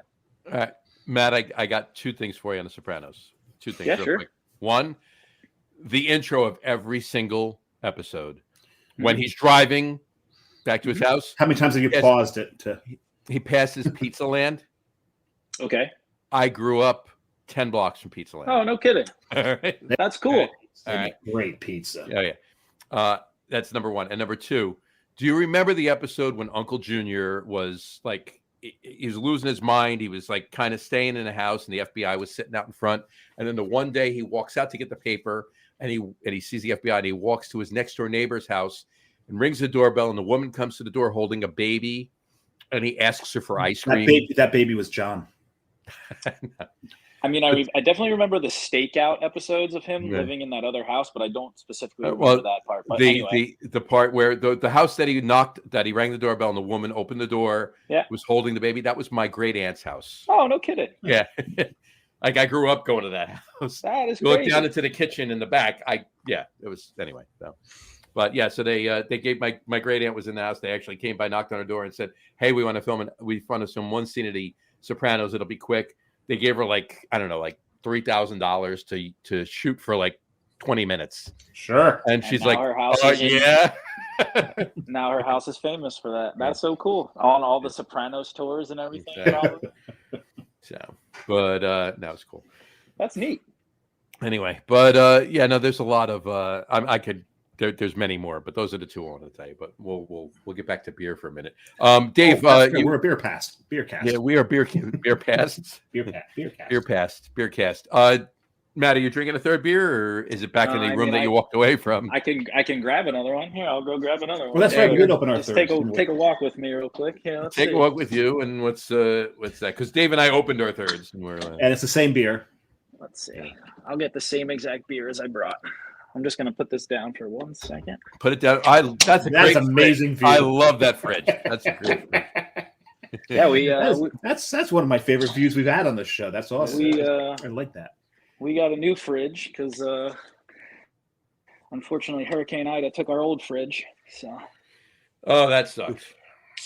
Yeah, did you flood, or was it a power surge? Yeah, we didn't live in our house for 11 months. Yeah, it was. Oh, that's awful. So yeah, this is my new kitchen that I'm standing in. But anyway, back to beer. This is one of my personal favorite breweries. This is a Pennsylvania brewery. This is called Forest and Maine. Love Forest and Maine. And this beer is a pub ale. Love that. Nice. Called Stone Flower. Nice. And I was just at this brewery a couple days ago, and I was drinking this on their cask system. All right. Well, I don't know what I'm doing Thursday, but I might have to drive to Forest and Maine and get some of that. I love that place. That is my favorite brewery. Place. It's my favorite. Yeah, it's my favorite brewery in Pennsylvania. Definitely to go to. Yeah, to sit there and drink, because are you going to drink in the parlor, the reading room? Well, no, they don't have that anymore. That's right. They don't do. Oh, that's right. They moved from the house. Yeah, that's a shame. I loved that space. Yeah, it's not too far. The new place isn't too far. They have a pub. They call it the pub, and it's on Butler Pike. It's right on the corner. It used to be the Ambler Skate Shop, and then they opened their brewery production facility, which is like a little bit further down the road from that. And they opened the bar inside there, so you can actually go and sit in the brewery now too. That's cool. Okay, so now when you pull up, you're like, oh, this is the right place, because driving around through those back roads to get to the old spot, and you pull up, you're like, the yellow house. Yeah, you're like, this looks like someone lives here. Well, what was more weird, Dave? And you had a Rhode Island reference before. What was odder, that or the door to the door to the original Ravenous? Oh, you mean the Murder Shack? The Murder Shack. So if you went to this brewery called Ravenous, you would circle the complex a few times until you read this one door that in those pull-off plastic space tape Home Depot letters, right? Just okay. Said Ravenous Brewing on the door. Tiny letters, like tiny. Literally that big. Like they didn't even spring for they didn't even spring for the 3-inch letters to put Ravenous. They got the like 1/2-inch ones. Yeah, and it was just this wooden structure built on the side of the complex with like one of those corrugated aluminum roofs. Mm-hmm. And so when they moved in, their new space is huge. It's gorgeous, and it's a lot closer to everything in Pawtucket, Providence, and everything. This was Woonsocket. It was like 3 minutes from Massachusetts border. The original one. It was 3 minutes. 3 minutes from where I worked too. But I told him when he first went up there because I had been there, and we pull in and we look. Finally, when we found it after about 6 back and forths, where the hell is it? We were about to leave and we saw it on the way out. We're like, all right, well that's it, one and done. Yeah, one and done. We go in. We left 3 hours later. The place was so much fun. The furniture Well, that's cool though. The furniture all looked like it was collected at the side of the road. Mm-hmm. It was, but there was this one thing that was completely out of place. It was like this sectional seating area that looked like they ripped it out of a bunch of bikers had ripped it out of a bar for them and brought it. Right. But it looked like when I went to the new space, I said, "Yeah, I used to refer to your old space as the murder shack." They said, "You're not the only one." So we've heard that a lot. Oh yeah. No, that was cool. So now you said you went to Rhode Island for your 21st birthday? I did, yeah, my 21st birthday, yeah. Which breweries did you go to? I did not visit any breweries. You didn't drink until 28? Yes. That's right. Hold on one second, Matt. Really quick, just so we have them. What are we drinking, Dave? I just want to get on the show. A beer. Which beer? Okay, so I'm wearing this shoulder, isn't it? The Sunken Silo shirt. Mm-hmm. I'm also wearing it. It's got longer sleeves, and it's freaking freezing today. Yeah, it's cold. It was very cold. I got in the car. I'm like, is it winter already? We're a little less than a month away still. It's definitely not golf season anymore. Unfortunately. I wanted to get out one more time. Because like about 2 years ago, a year and a half ago, I bought a 2-year card for the county. I'm like, I just want one more time on this card. Well, anytime you want to go, you just reach out. I'll go. I will definitely go. I'm not afraid of a little cold. Oh, no. I'm not afraid of a little cold either. Not today, though. Not when there's that big of a drastic change, and then when you hit that the driver, and it stings, it's cold. Yeah, and it was way windy today too. Yeah. Oh, yeah. Now it would have been pointless to go golfing today. I'm going to show the graphic of this one first. Oh, you show the front of the can. I'll show. They had a shirt. They had a shirt of that. I feel like they just bearded flannel cat. Yeah. But no, that's a great name. That's a fantastic name. And this beer is really good. I'll tell you one thing though, and I don't know, John, if you had the same experience. My first sip of this beer, after drinking Catacomb, I was like, "Oh, I liked this beer." I know. Oh yeah. But right. So after 3 sips, you're like, "No, there it is. Yeah. This is why I like this beer because they're so vastly different that it really made bearded flannel cat taste almost medicinal." Because of the New England aspects of this beer, we didn't want to on the show for obvious reasons, but this should have come before Catacomb. Yeah, because this is not as bitter. Where Catacomb has got such more flavor to Catacomb. I mean, it's unfiltered or whatever you want to call it, but it's. I mean, you even list it in Untapped as an American IPA. It's not a New England IPA. You say it's an American IPA. That's why when people, it's funny. Like people might think I'm a not nice word for saying this, but when they come into the brewery and can I have a New England IPA? I always say you can have a New Jersey IPA. Right. We're in New Jersey. This is New Jersey. You're not the only person that would say that. Or people might not like that I say that, but so what does Augie call it? And that's the first time, and we don't say it again. He calls them New Jersey IPAs. Well, he calls them New Jersey IPAs, and he also refers to as East Coast. Yep. East Coast IPAs. And then Jason down at Icarus calls them what does he call them? Northeast IPAs. He calls Northeast IPAs. Yeah. I'd be down for that too. We're in the Northeast. Yep. That works.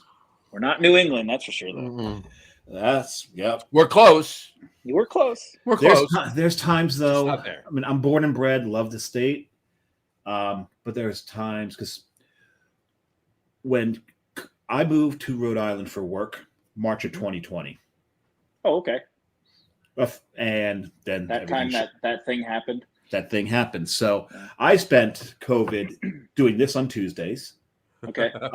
Usually Fridays and Saturdays would be something like this, but there'd be like about 4 more people, and we'd all be getting really, really drunk. Fridays and Saturdays were just bottle shares. Online. Yeah, online bottle shares. But when I wasn't doing that, I was exploring this state.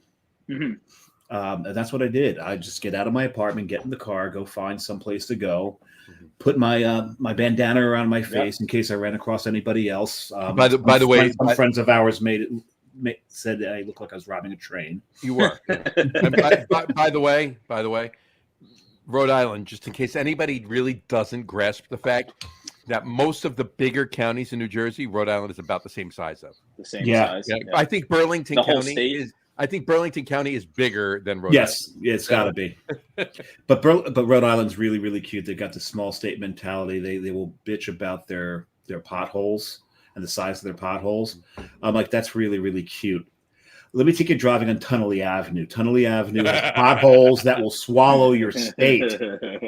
You kidding me? Yeah. I mean, I love the state, but come on down to North Jersey. If I had to hear about that one flood that they had one more time, and they've been milking the disaster of this flood, I'm like, New Jersey is by definition a disaster. Didn't you? I mean, Matt just mentioned the fact that Hurricane Ida and his house didn't really see eye to eye for a while. Did not fare well, along with about 500 other people. Right, I think it was a good way to put it.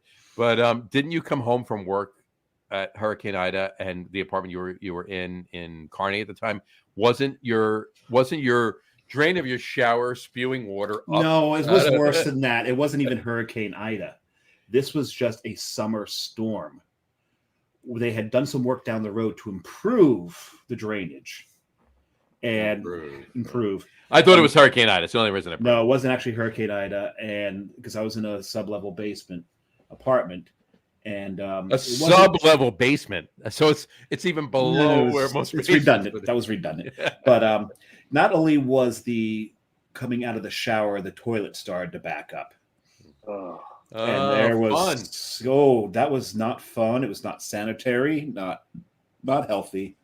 Well, go ahead. And the road in front of the house had Class 3 rapids on it, and I think those Class 3 rapids were caused by the cars parked on the road. Mm-hmm.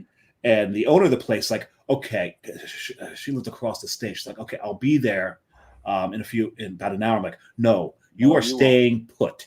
Do not even attempt to get here. I will deal with this. We'll talk tomorrow. But right now, you stay put. It's not worth it. Stay safe. Oh, exactly. It was some awful storms. Horrible. But it wasn't a hurricane. It was that summer, 3 years ago, where we were just getting massive rainstorms. Yeah, it was bad. It was bad. I hate rain. Needless to say. I like a nice. We need it. Nice, steady, non-flooding rain when I'm trying to sleep. I love that. But here's the thing. Yeah. At night during the summer, a nice steady non-flooding rain while I'm trying to sleep with the windows open. It's nice breeze. The weather's warm. You hear that noise. Yeah, you fall right to sleep. Right out. That's good. That and a nice soaking thunderstorm. Yep. So it's like, and no one gets hurt and no buildings and lightning doesn't do damage and wind or whatever. But a nice soaking thunderstorm, like a show, right? During the day, during this, those two, I'm good. But anything else is Same goes for winter too. You want the snow, but you don't want the blizzard, right? Yep. You want to be able to get out of the house, right? You need a shovel. You shovel. I don't want to have to shovel 17 times. I also don't want to have to. There he is. Okay. I also don't want to have to shovel, 24 inches of snow with a shovel either. So, I live in an apartment, so I don't have that problem. Yeah, I know. Anyway, all right. So Rhode Island, you went for your 21st birthday. You didn't hit any breweries, but let's redo the story. Okay, let's it's right here, right now. So let's redo it. So my sister lived in Rhode Island, Newport, Rhode Island. Oh, my least favorite part of Rhode Island. Yeah, I had never been there before. That was the first time I was over there, and I went up there to visit my sister for my 21st birthday. And she took you out to. We went to this crazy bar, and she said that the man that was the bartender poured the stiffest Long Island iced tea that you could get, and I drank it very, very fast. And I don't remember much else. How's that sound? There you go. I like that. Done. That works. Right. And that's probably not how it probably accurate. That's probably accurate for some people, though. They can pour stiff drinks in Newport because no, they can. Yeah, Newport to me is a little too hoity-toity for my taste. I like getting up into the other areas. My oddest, more interesting, if you will, Newport story is probably about I guess it was probably about 9 years ago, almost 10 years ago. We went up Do you need to be scared? Do you have hiccups? What's going on? No, that was a burp. I was just trying to quell it a little bit. Jess, my better half, she's a huge much better half. Thank you. She's a huge Bare Naked Ladies fan. Oh, and she's personal friends with Danny DeVito. And she's personal friends with Danny DeVito. Oh, no kidding. Not really, but sort of. Anyway, that's a great band. No, be honest with you, they are fantastic musicians. They're really, really good. But anyway, we've probably seen them about 12 or 14 times. She just wants to every year. They just played with Hootie and the Blowfish a couple of years ago. I saw that. Yeah, we saw that. We saw that concert. We just saw them. We just saw them in July at Pier 17 in South Street Seaport. Okay, that's where we saw them. The Roof. The Roof. Yeah, the Roof. We saw them up there. Anyway, so we're up in Rhode Island, and they're playing at the Newport Beach Yacht Club. All right. Okay. And we go in, and we get up there with traffic going through. We drove up that day, right, for that concert with traffic going through Connecticut. Which anybody's driven through Connecticut, you know. There's traffic at 4 a.m. in Connecticut. It can happen whenever. Right. I want a bridge built right over Connecticut. Right over. Don't have to deal with it anymore. Right. It doesn't even have to be over Connecticut. It just has to be over from Greenwich to New Haven. That's it. I want it to be over Connecticut, and I want 2 bridges. I want one that ends in Providence, and another one that ends at Treehouse. There you go. Done. We're done. Or somewhere in the middle, and you can just split off. Yeah, you can just split right off. Yeah. Or we just need flying cars. Right. That's it. Cut to the quick. I like that. Too much to ask for. Come on now. So we get up there about 20-25 minutes before the concert's starting, and we get there, and there's nowhere to park. I mean, you've been to Newport. We've all been to Newport. There's no place. There's nowhere to park in Newport. The middle of the winter, there's no place to park in Newport. So we pull in a lot right next to Newport Beach Yacht Club, and we see a spot, and it's the only reason I pulled in, and it said no vacant, no, full. Yep, gotcha. And so I threw the guy a $20 bill. I'm like, there's a spot right there. He says, go, right? So we parked in it. We go inside. Anyway, fast forward, we brought a bunch of beer for the brewery I was working at the time. We brought a bunch of beer in the car, and figured we tailgate afterwards. So we walked around. They had bars there after the concert and everything. We had a couple beers. Let's go out to the parking lot. Wait till the traffic dies down. We'll go get something to eat before we hang out. And we're standing there, and it dawns on me as we're on our second beer that we're parked right next to the tour buses. So I go, do you think they're actually tour buses? You think we just happen to park next to? No, they got to be tour buses. With that, the 4 of them come walking across the parking lot. Long story short, too late. Long story a little shorter. How's that? Is that better? All right. We were within 10 minutes of that particular moment. We were hanging out with all 4 of them drinking beer. That's awesome. I gave them the beers from it. We were all talking. And then you run into them again. And then ran into them. I ran into them in Coney Island about 4 years later in 2018. Jess was meeting us. She was at Coney Island Brewing, which just closed, by the way. Coney Island Brewing. Did they just close? Just closed. They're still brewing. The brewery in Coney Island is done. So they're brewing. They're contract brewing out of Delaware. So the brand will continue. The brewery is done.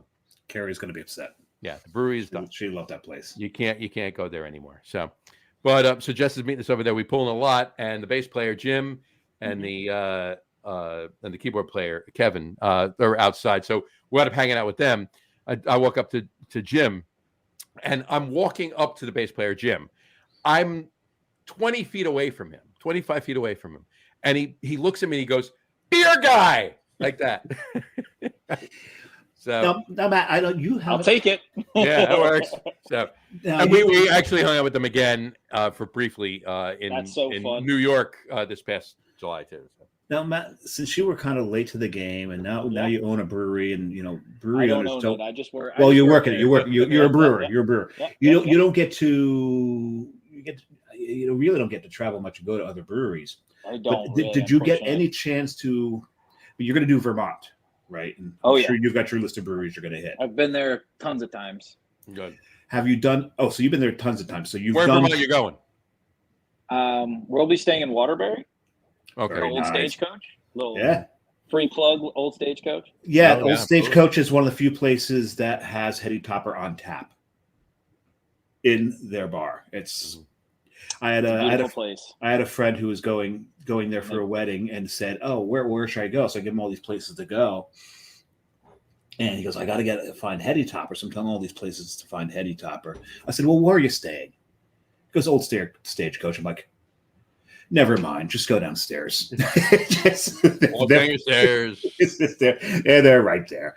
But have you taken any other trips that were more beer related, where you hit a bunch of breweries along the way? Sure. I've been lucky to have tasted the delicious nectar of Guinness in the Guinness factory in Dublin. Same, yeah. That was. All right. On that note, to both of you. Sorry, get there sometime if you can. It is so touristy, and John knows I hate everything touristy, but I loved every second of being there. It was incredible. And the best part is, I was with somebody who didn't drink, so I got their tickets. You got their beer. We only had one, so I had hers as well. So I had my 2 tickets, his 2 tickets, and her tickets. So I had 5 Guinnesses while I was there. Oh, it's incredible. I've been there. I've tasted that deliciousness. My wife and I have traveled to Europe. One of my biggest mistakes that I've made up to this point in my life. We were about 9 walking minutes from Cantillon, and we unfortunately did not make it because I did not know. That. All right. Well, welcome out. Thank you for viewing the show. We'll see you later. See you next time. I did not know about it, unfortunately. At the time. This was before I had any knowledge of those things. But while we were in Brussels, we went to this wonderful bar, and the bartender's name was Manuel. I'll never forget it. He looked like a 70s porn star. He spoke awesome. Pretty broken English, but enough that we could speak to him. And he introduced me to a beer that is my top 5 favorite beers, and it is called Terrace Bulba, and it is made by Brasserie de la Seine, which is another Belgian brewery. I don't know this one. I went on to have a wonderful night with Manuel, speaking to him at the bar, drinking Terrace Bulba, amongst many other wonderful Belgian beers that we. I got to tell you, which bar was this? This was called Le Coq, COQ. COQ, Le Coq. And it was the raunchiest, most amazing experience that I had on the first day. John's putting this in his notes right now. The places to go. Go right in there. That's what he's doing. That's what he's on his phone right now. So those were a couple great trips. We've been to Germany. We were in Dusseldorf. Nice. We did the longest bar in Germany, in the world, actually, and we did the lights and we did the darks. Nice. While we were walking along the river there. We've been out to I've been to some breweries in Idaho. I've been to some breweries in Seattle. In Idaho. Yep, we've been to a couple great breweries out that way. I consider myself pretty lucky. I've been to some great breweries, but needless to say, some of the better experiences at breweries I've had, I have just had around this area. My buddy Adam at Oddbird, I love going there. He makes classic beers. Yep. Forest and Maine, those guys and girls there are fantastic. I just think the people, most of the time, the people in the industry, if you have any interest in it, they're very accepting of you, and they just want you to enjoy the product that they serve and the product that they produce, and they just want you to have a nice time, and that's what I like about it. Exactly. You want to watch John give me the finger again? Maybe. So my first time to Germany. Here we go. My first time to Europe. We're going to Italy, but we had a 5-hour layover in Munich. Okay. I've never been there. I've done the central part of Germany. We're going back in April, and then we're going to go to Prague. And you may very well be going back in September too, but we might be going back in September. We'll see. That was one of the most beautiful places I've ever been in my life. Prague. Gambrinus. Drink it. Gambrinus is in Pilsen. It's in Pilsen. Yes. So if you're gonna visit Pilsner or Guel, you visit Gambrinus. It's on the list already. Just saying. One of the days is going to be in Pilsen. But so we had this 5-hour layover. We take the train in to Marienplatz. Okay. And we walk due east out of Marienplatz. I already know exactly where I'm going because I've done Google Street View. And Carrie's like, "Are we going the right way?" I'm like, "We're going the right way." She likes to question my directional abilities, and then realizes why am I? And so we walk straight into Schneiderweiss. Okay. First thing I do is I order something from Tap 6, which is Aventina's. You order Tap 6. Yes. Which is Aventina's, right? Which is Aventina's. And tell Matt what the second thing you do is. Second thing I do is I go live and bug John going, "Hey, you need to watch this." He's still asleep. Because, by the way, it's 7 a.m. Yeah, it's early here. Yeah. Okay. So he wakes up, finally watches it, and he's just like, "What were you like, John?" Right like that. The double.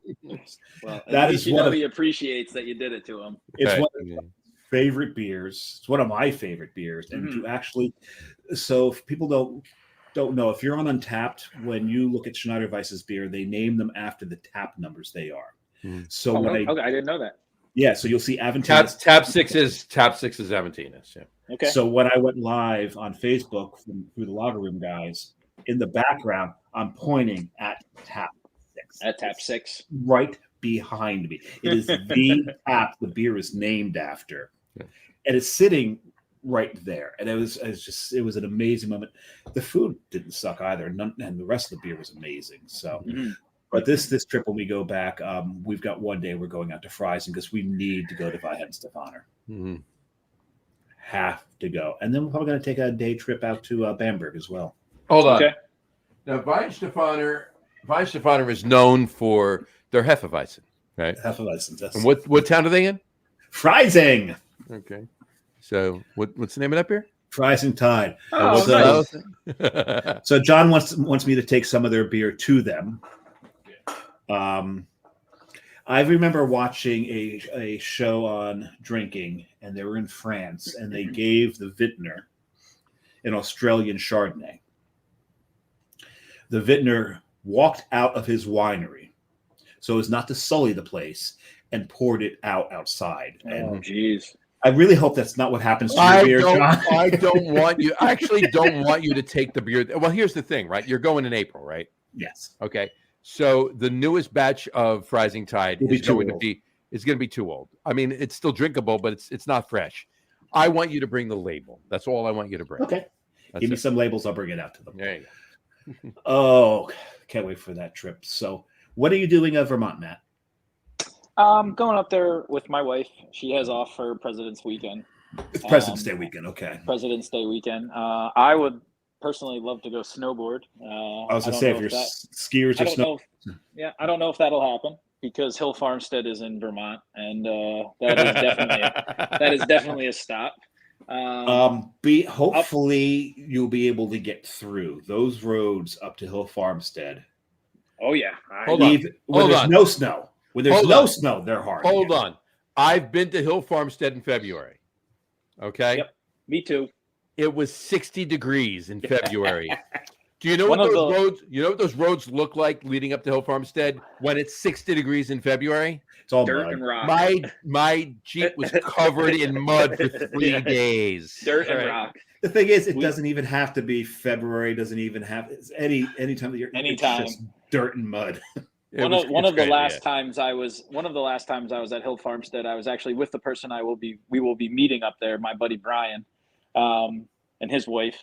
We went up there because they teased that they were going to have Poetica on tap out of a Luger pour, and we said that we need to go there if this is the case. So we decided to drive, and again, it was probably about that same time, December, January-ish, February-ish, and we were driving, and we got into Vermont, and the snow started, and we were driving more, and the snow started even more, and my friend at the time had a Honda Element.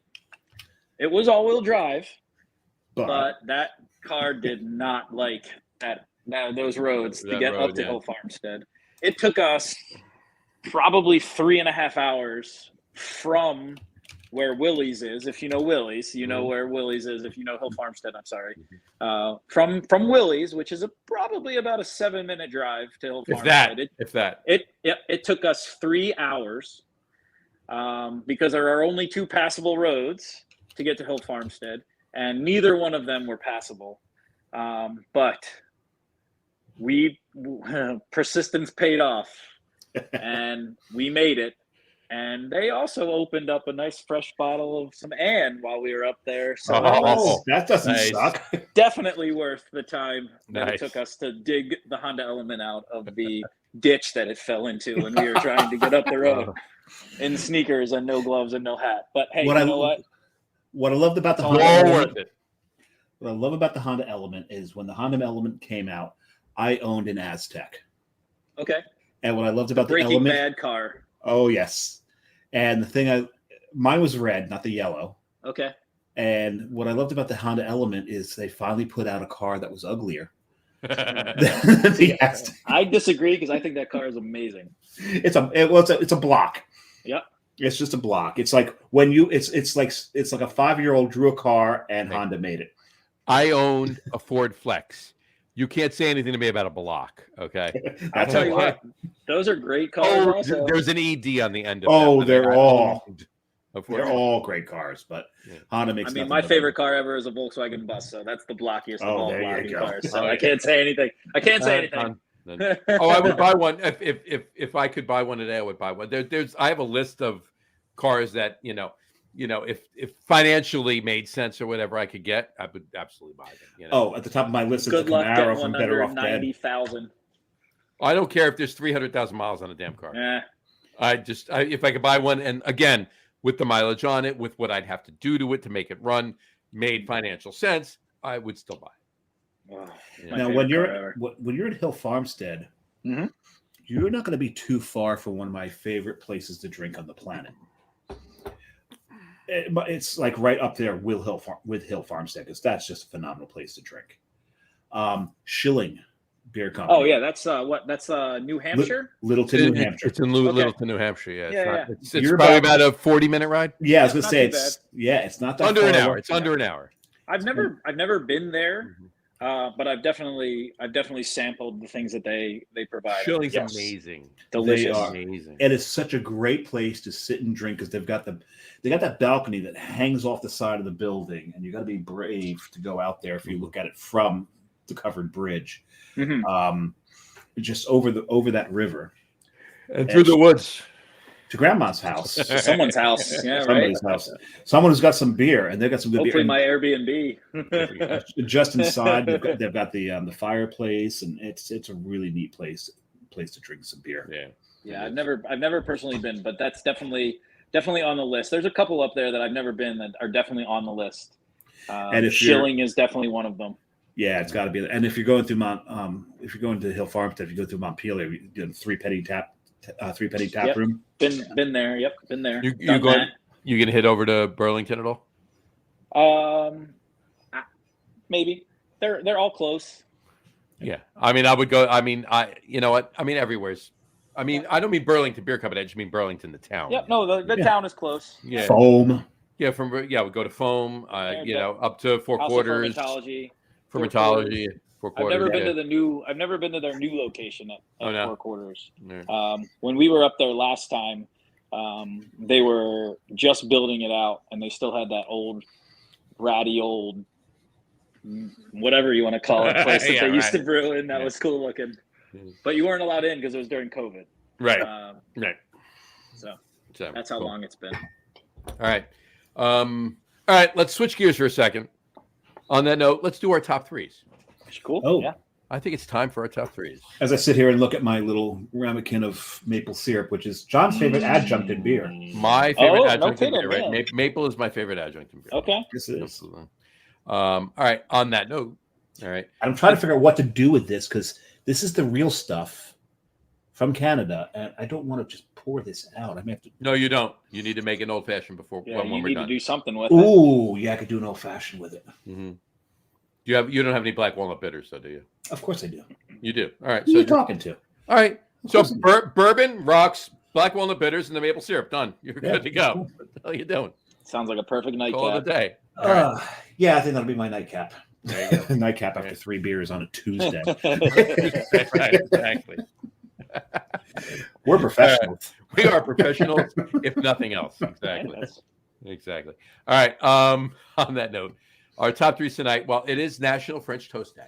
It is. All right. So we figured, being at National French Toast Day, we would do top 3 favorite breakfast foods or meals, however you want to do it. So, up to you how you want to present the particular top 3 list. Before we go there, I was dipping bacon in this thing, and there's little crumbles of bacon in this too. Imagine that in the old fashioned. All right, throw that in the old fashioned. Hell yes! I mean, people pay like $40 for this. Exactly. I mean, I would drive up to your house and give you. I would drive up to your house and give you a $20 bill for that drink. Okay. Probably just invented something new. This is going to be fun. Anyway, so top 3s. That's my favorite old fashioned, by the way. Bourbon, rocks, black walnut bitters, maple syrup. Throw that bacon in there. You've even adds a little different. And here's the thing: we say it all the time when we are talking about bitters. They say 2 or 3 shakes of bitters. Mm-hmm. Are you out of your mind? 7 or 8, I do. Yeah, I was going to say like 5 or 6. Yeah. You measure that with your liver. That's how you. Exactly. Right. I agree. All right. Once again, top 3 favorite breakfast foods or meals, however you want to present it. Matt, take it away. What are your top 3? Oh my gosh. Notice everybody, we sprang this to him at the beginning of the show. being a boy that grew up in a Jewish household, any bagel sandwich is 1, 2, and 3 in my book. So it can be bagel. I'm not really allowed to have cream cheese anymore because my cholesterol is pretty high. So Same. I will eat a bagel with cream cheese. I will eat a bagel with. I'm not allowed to say what you guys said earlier, so I won't say it. I love a nice scrambled egg with a bagel. And my third choice would be. This is hard. There's so much good. There's so much good breakfast stuff. What about your smoked salmon and capers? And I'm not into that stuff. Neither am I. I might be the only Jewish person in the world that is not. That does not into gravlax in that stuff. My dad would probably hate that I just said that, but you've been disowned. I'm gonna be simple, and I'm gonna go a nice old bowl of multi-grain Cheerios. That's all I need. Right. Hey, it's good for your cholesterol. With some blackberries and some raspberries. That's it. That's really good. Oh, that there you go. That does it too. That's all I need. Yep. My 3 are not. I feel like a fat asshole. Oh yeah. When do you hear mine? It would have been a lot different a few months ago, but I had to change a lot of things in my lifestyle. But this is about your top 3 favorite, if you can eat them or not. But I'm not supposed to eat it anymore. What would have changed? What would have changed? What would have been your number 1? Well, someone said it earlier. It would have been like a sausage, egg, and cheese on like an everything. No, bagel. The only thing that we disallowed was the pork roll or Taylor ham, whatever. Pork roll, or if you call it Taylor ham, whatever. Pork roll, egg, and cheese. So I would have. So we were saying that that would basically be all of our number 1s. So we put that one aside. Let's just go beyond that. So then, like a big greasy sausage, egg, and cheese, or something like that would have been delicious. But I'll keep my list where I'm at. All right, I'll give you that as your honorable mention. Sausage, egg, and cheese. All right, honorable mention if he was allowed to eat it. When I used to live in North Carolina, and there was a place called Bojangles. Now, if you've ever been down south, I know Bojangles. Yeah. Oh yeah. It's the Popeyes of the South. Yeah. So there was a place right next to my work, and they made a country fried steak. Oh, I love country fried steak. Egg and cheese. Country fried steak, egg and cheese on a biscuit. And that tops everything. Oh, I'm off. God. Oh, anyway, country fried steak. Go ahead. Why are you not? Okay, you lived down there. You had it clearly because you weren't on this. No, this was a long time. This was when I was a young. This is when I was a young man. Why aren't you 700 pounds? Because I'd be. A bunch of weight. I'd be. My stupid cholesterol. Country fried steak, egg and cheese on a biscuit. I'd be having that every morning. Incredible. Oh, and you had that at Bojangles. Bojangles. I've been there in the South. I've been to Bojangles. I've been to Bojangles. Never been there for breakfast. Never been there. It's life changing. My cousin lives in Nashville, and every once in a while I'll get a text from Scotty, and it'll just be a picture of a Bojangles drive-through, and he'll just be like, "Ha ha ha ha ha." Oh yeah, that's ha. That's for sure. Good for you, and for you as well. I was doing what he was doing to you with the double salute before. Yeah, exactly. Yeah, well, that's allowable on the show. As far as I'm concerned, breakfast can be eaten all day long. I agree with that also. We live in Jersey, the world capital of diners, and they serve breakfast 24/7, and I love them for that, and I will eat it always. Anytime I've got the opportunity, I'll eat breakfast food. But my top three, and John, for a change, I'm going to go 3, 2, 1. You've never done that. I've done it a few times. Maybe. It's rare. Number 3 is kind of keeping it simple. It's one of my favorite flavor combinations. I love English muffins. Ooh, okay. Love them. Toasted English muffin, drizzle a little honey on it, slather peanut butter over the top, and sprinkle cinnamon on it.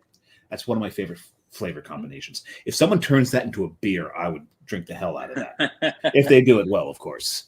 Number 2, John and I mentioned earlier, when we travel, we look at the breweries. Yep. We also look at the restaurants. And one of the things I always look for the restaurants is I look for a diner or a breakfast counter or whatever that makes their own corned beef hash. Okay. Now we're talking. You get corned beef hash, crisp that up, put 2 fried eggs over the top, and give me some rye toast with that. And I'm a very, very happy fella. Very happy with that.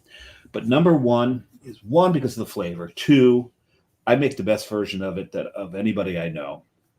And 3, it's very nostalgic because this was my grandfather's favorite thing in the world. My grandfather's a truck driver. If anybody knows anything back in the day, you get yourself a CB radio only so you can ask the truck drivers where to go and Where to eat. Absolutely. Always. They knew where to eat. All right, Dave, did you have a CB name? Do you have a handle? I did. What the hell was it? I can tell you mine right now because I did, and I did it all the time. What was yours? Snowman. I stole it from Jerry Reed, and I like smoking that. about Oh it. yeah. But I used to ski all the time, so I like that. It worked, right? Snowman. I think what was mine? Mine was my brother's was Jukebox. I remember that. I think I went by Pigpen. But Pigpen was after C.W. McCall's Convoy. I get it, but right, it works. It worked. I think Matt, that's what I went. CB name? CB handle? Did you have one? I mean, that would have been before my time, but I probably would have been like the Hebrew Hammer or something What are you like trying? that. What do you Hebrew Hammer? I love it. Like that. This is the second time the hammer has been brought down on this show. There you go. That's right. The Grammar That's Hammer, my fantasy the football team. The name, Grammar too. Hammer and the Hebrew Hammer. Yeah, All right, right. you got two beers you got to make. You got one for Passover, clearly. Yep. Right, and then you can do the Grammar Grammar Hammer. Hammer any time of year. So just make sure your hops are 3 hops. 1 is Amarillo. The C you can pick all your ones. You just got to pick a B hop that you want, and then you get ABC with the Are there Grammar any B Hammer. hops? Yeah. That's right. And just actually, I'm sure there is something. rather than concentrating the hops, just ask your wife, what style should I make? She's a Grammar Hammer. It would be a very easy beer. Exactly. So there you go. Pretty easy to. But my number 1, because of my grandfather, and I make this very, very well. It's biscuits and gravy, sausage gravy over top of biscuits. Sounds delicious. I will make it 2, maybe 3 times a year because, like you, I'm on a statin for cholesterol, and this is one of the worst things that you could possibly eat. I still swear this is what killed my grandfather. Was how much of this he ate. Yeah, because he ate different truck times. stops. Yep. Oh my God, it's just so decadent and delicious and So good. It's ridiculous. And I do have a tube of breakfast sausage in the freezer right now. Just waiting to be made. Just got to get the biscuits. So, Johnny, on to you. On to me. All right, my honorable Last mentions. but not least. My honorable mentions, okay, are Dave's number 1 and number 2. They're my honorable mentions because they're Dave's number 1 and number 2. Yeah.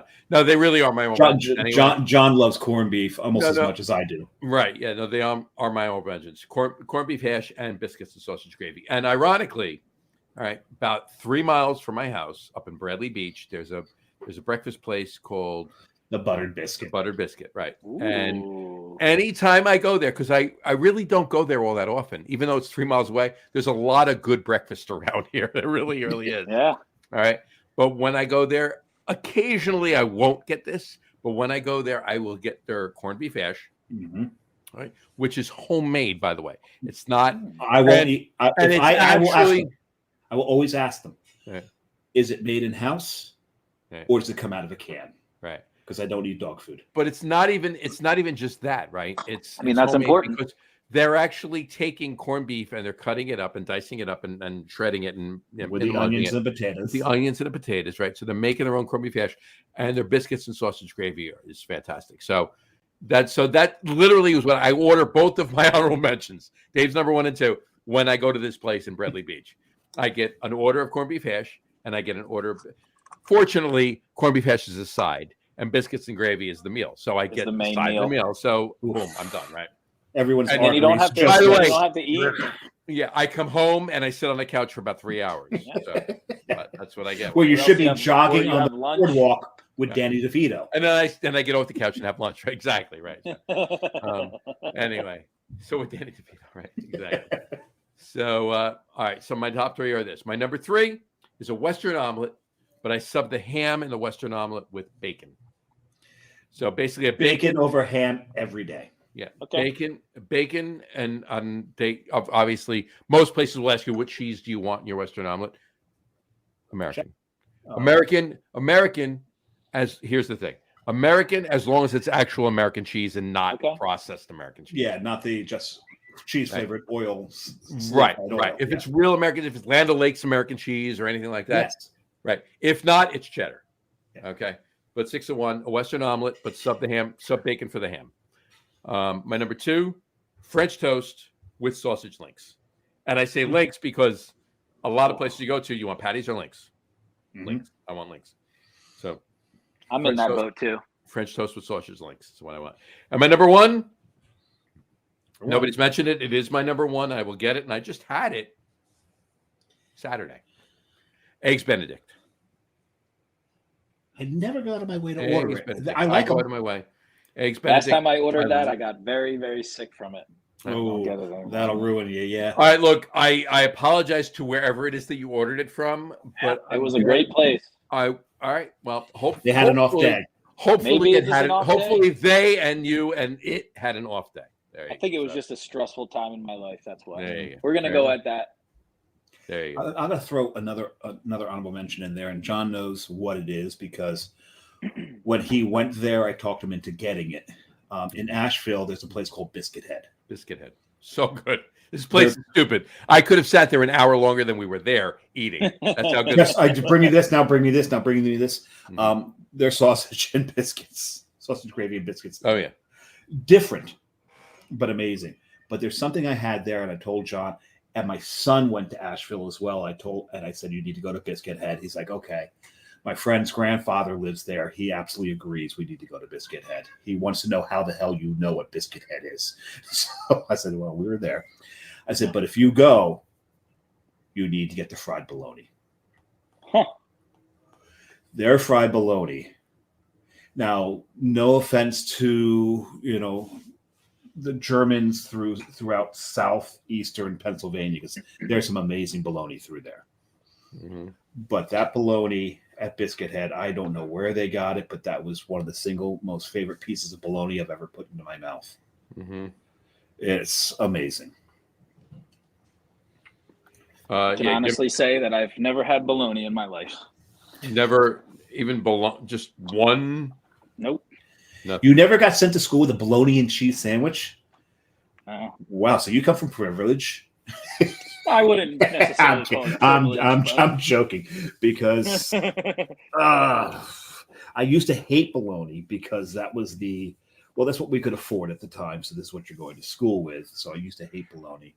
I started to appreciate it a little bit more, but then that fried bologna, my So good. And of course, you're in Asheville, so what could be better? Right, I exactly. haven't been there, and I had a friend that went to college in Asheville, Warren Wilson University. That was like probably 2001 was the last time I was down there. It's changed a lot since then. You need to get back, and you need to get to the Sierra Nevada. Get to that Sierra Nevada location. Malt Disney World. Malt Disney World. Well, I love that. I love that. That's great. Malt Disney World. That's great. That place is insane. It is worth every ounce of the hype, I tell you. And if you go, put your name in for the restaurant, even though it's a 2 to 3 hour wait. Get into that restaurant. The food there is off the hook. I love mussels. They did mussels in a tom yum gai. Oh, really? Huh.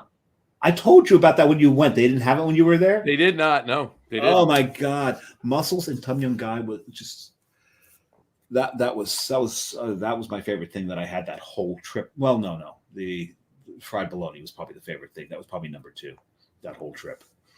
Yeah, get down there, get to Sierra. Okay, hold on. I've been digging this up. Yeah, John's digging something up. Matt's frozen again. Okay. Yeah, I'm having some internet issues, I think. My phone is going to die, so I had to get my charger, but I'm going to go back downstairs. Hang on. There you go. Sorry, guys. That's the fried bologna at Biscuit Head right there. Yeah, look at that.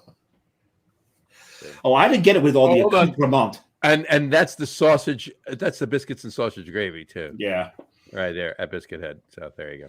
So good. Anyway, that's what I was digging up. So sorry about that. All right. Anyway, all right.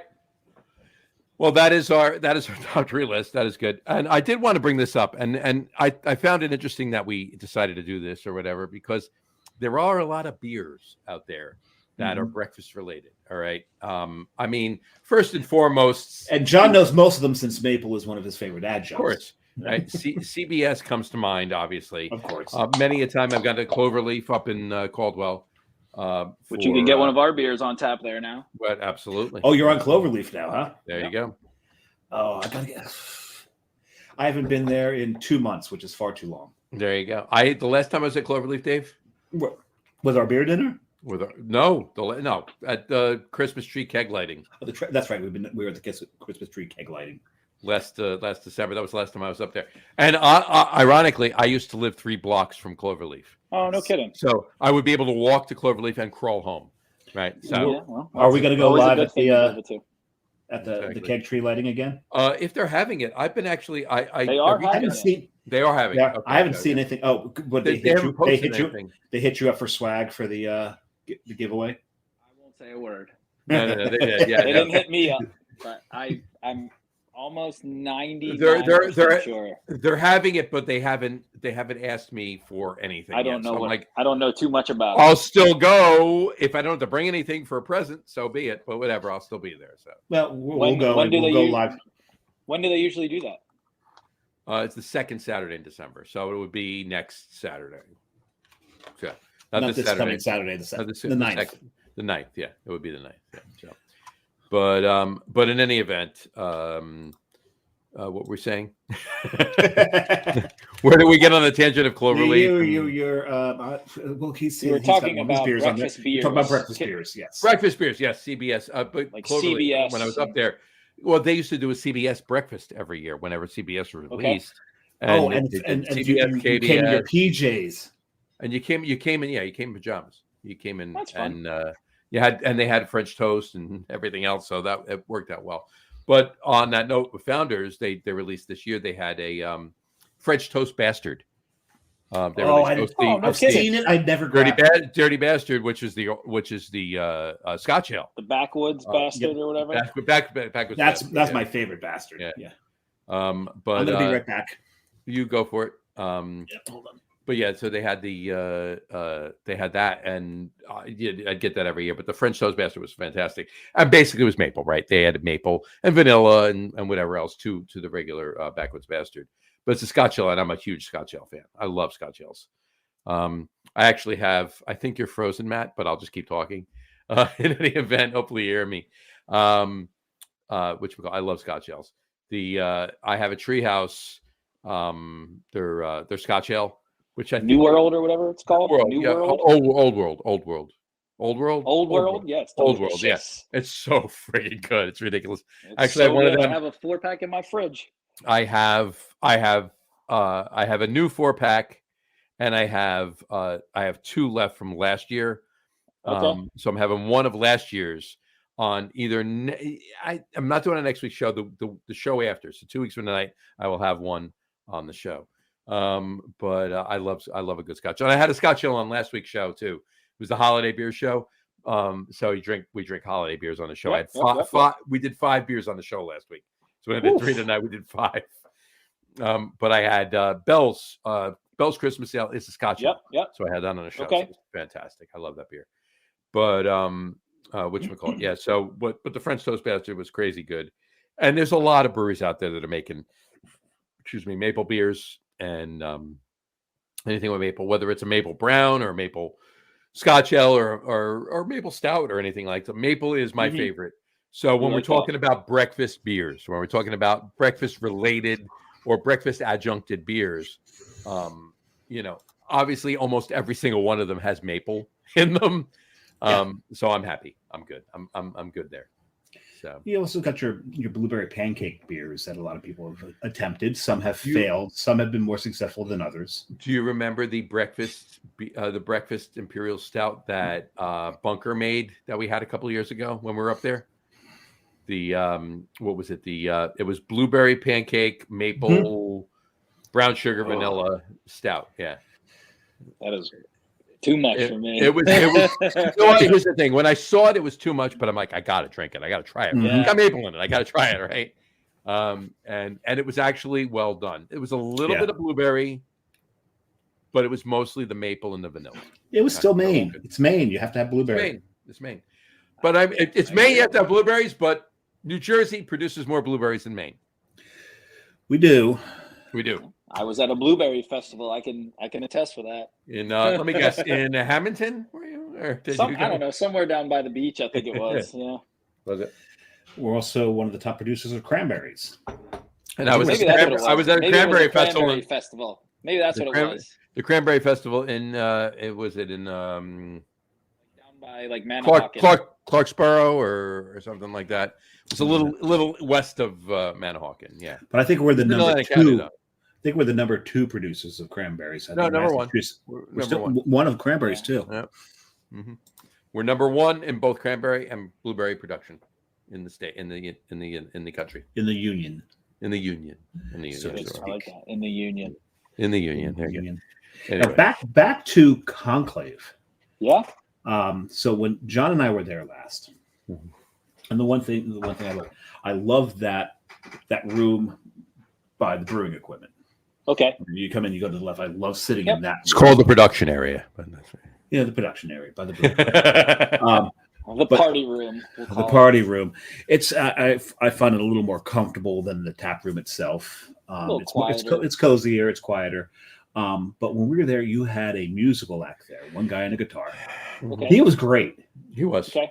He was really, really good. He kept playing.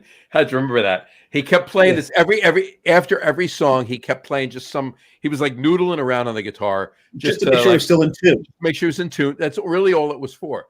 But he never played the song that he was playing just to noodle around and make sure. Because he didn't know what he was playing. He had no idea what he was playing. And I'm like, dude, you're playing blah, blah, blah, blah, blah. I forget what it was. Put the lime in the coconut. Oh, it's put the lime in the coconut. That's what it was. Yeah. He kept put the lime. I'm like, you're playing you're playing coconut, right? You're playing Harry Nielsen. You're playing coconut. And he says, no, I'm not. I'm like, and then he did it again. I stopped him right there. I'm like, dude, you're playing He's coconut. like, oh my God, I am. He goes, shit, you're right. I'm playing coconut. No, that's a really comfy spot out there. I like it. Every time I go, I'll grab a beer and I head right back there. Yeah. Usually the music is either in the main tap room or we'll have music outside on our patio. Mm-hmm. Obviously when the weather is right. Agreeing. Yeah. We had for our 8th anniversary, we had a band called Ted's Dancing. And it's like A couple of my buddies actually. I love that name. Like Ted Danson, like Ted's Dancing. Yes. They played they played some original music, but they played like a lot of like jammy music, like Fish and stuff like that. Yeah. But the first time ever we had music in that room was that day, and my boss Carl was always like, "Yeah, I just don't know if the sound will be so great in here." Blah blah blah blah blah. But I'll tell you what, it was perfect. It was a little bit of a dance party in there. It was very, very fun. It worked. It's very good in there. It is. Yeah, we try to have music like at least twice a month. I don't know if I'm breaking any rules by saying that because not yet. You're not. We're not supposed to have events. Twice a month is fine because twice a month with 24 months would only be 24 events in 12 months is fine. Right, it's 25. And actually, right now they're not enforcing anything until right now. There's a moratorium on the restrictions until December 31st. Which, by the way, I'm not sure if you were aware, but as of yesterday, Governor Murphy conditionally vetoed what everybody approved in July, and he said the only way it'll pass is if by December 31st everybody in the legislature approves pocket licenses. What he wants to do which is never going to happen.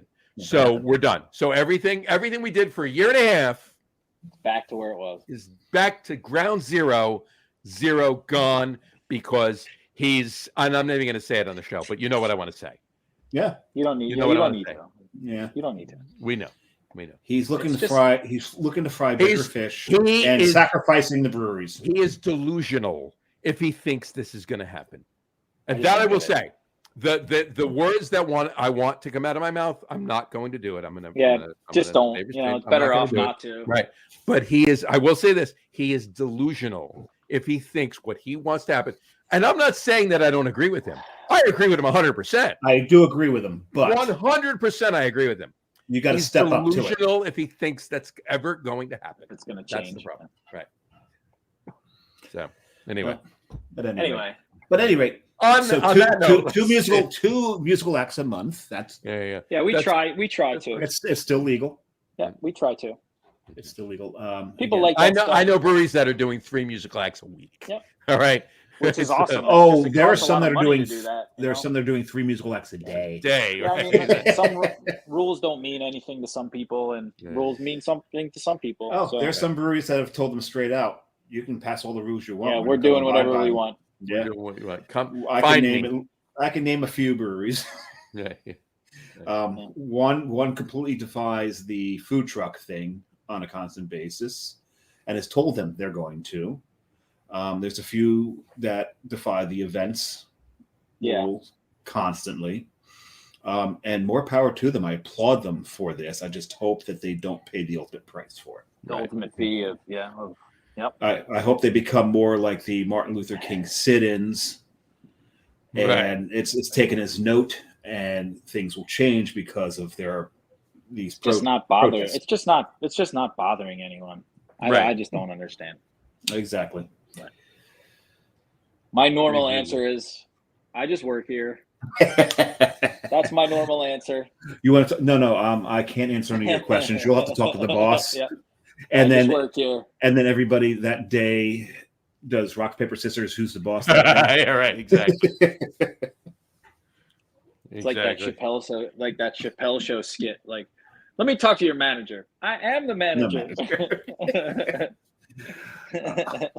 I don't know. You might not know that. I do. Oh no, I know that. I love Chappelle. That's great. So, all right, and that has been sampled on like so many reels and TikToks. Hell yeah. I might have just got myself canceled, but whatever. You're good. I love Dave Chappelle. Yeah, he's great. He's great. So. It's okay, Matt. No one watches. You're good. All right. On that note, events coming up the rest of the year, or even into the new year that you're aware of that are happening at, or that Conclave is involved in. I don't really know too much about that stuff. That comes out when it comes out. He just makes the beer for it. He makes the beer. Yeah, we're gonna try to have some bands. I'm lucky enough to know some people that are in some pretty good bands. Fair enough. I've been trying to get him to come play. And we're just going to keep doing what's important, which is making beer and making people happy. And hopefully people continue to come and people continue to enjoy what we're doing. And that's all I can hope for. Fair enough. Any beers other than the ones you've already mentioned? Anything coming out soon or even into the new year? Our Pilsner is Pilsner. You guys know it takes a long time for a Pils. We'll be brewing our Pilsner soon, so a couple months we'll see that. Pretty excited about that. We today actually just released a German lager that we've been working on for a little while. I'll be by tomorrow. Light, little fruity ester, a little bit different than like the normal lagers that we make. Again, we'll most likely have Mexican Morning coming out soon. And your favorites are always on tap. So awesome. Nice. Awesome. All right. All right, Matt, stick around. Don't go anywhere. Don't sign off. We'll talk to you after the show. We're going to sign off right now. On that note, right. we will wrap the show up for today. And I'm going to gather my makings for a maple old fashioned. Yeah, I think you should do that. On that note, we'll wrap the show for today. I want to thank everybody for watching, and for those of you just listening to the audio podcast, thank you for listening. Don't forget to visit our website, www.lagerum.com. That's LAGERROM.com. And I'm going to mute Dave because he's making a lot of banging. There we go. Time. Exactly. I just muted him anyway. Don't forget to visit our website, www.lagerum.com. That's LAGERROM.com. And please remember, like us and follow us on all of our social media, Facebook, Twitter, Instagram, and of course our YouTube channel. All of them are at The Lager Room. Remember, we go live with a video podcast on Facebook, YouTube, Twitter, which is now X, and Twitch every Tuesday night around 6:30 p.m. Eastern Time.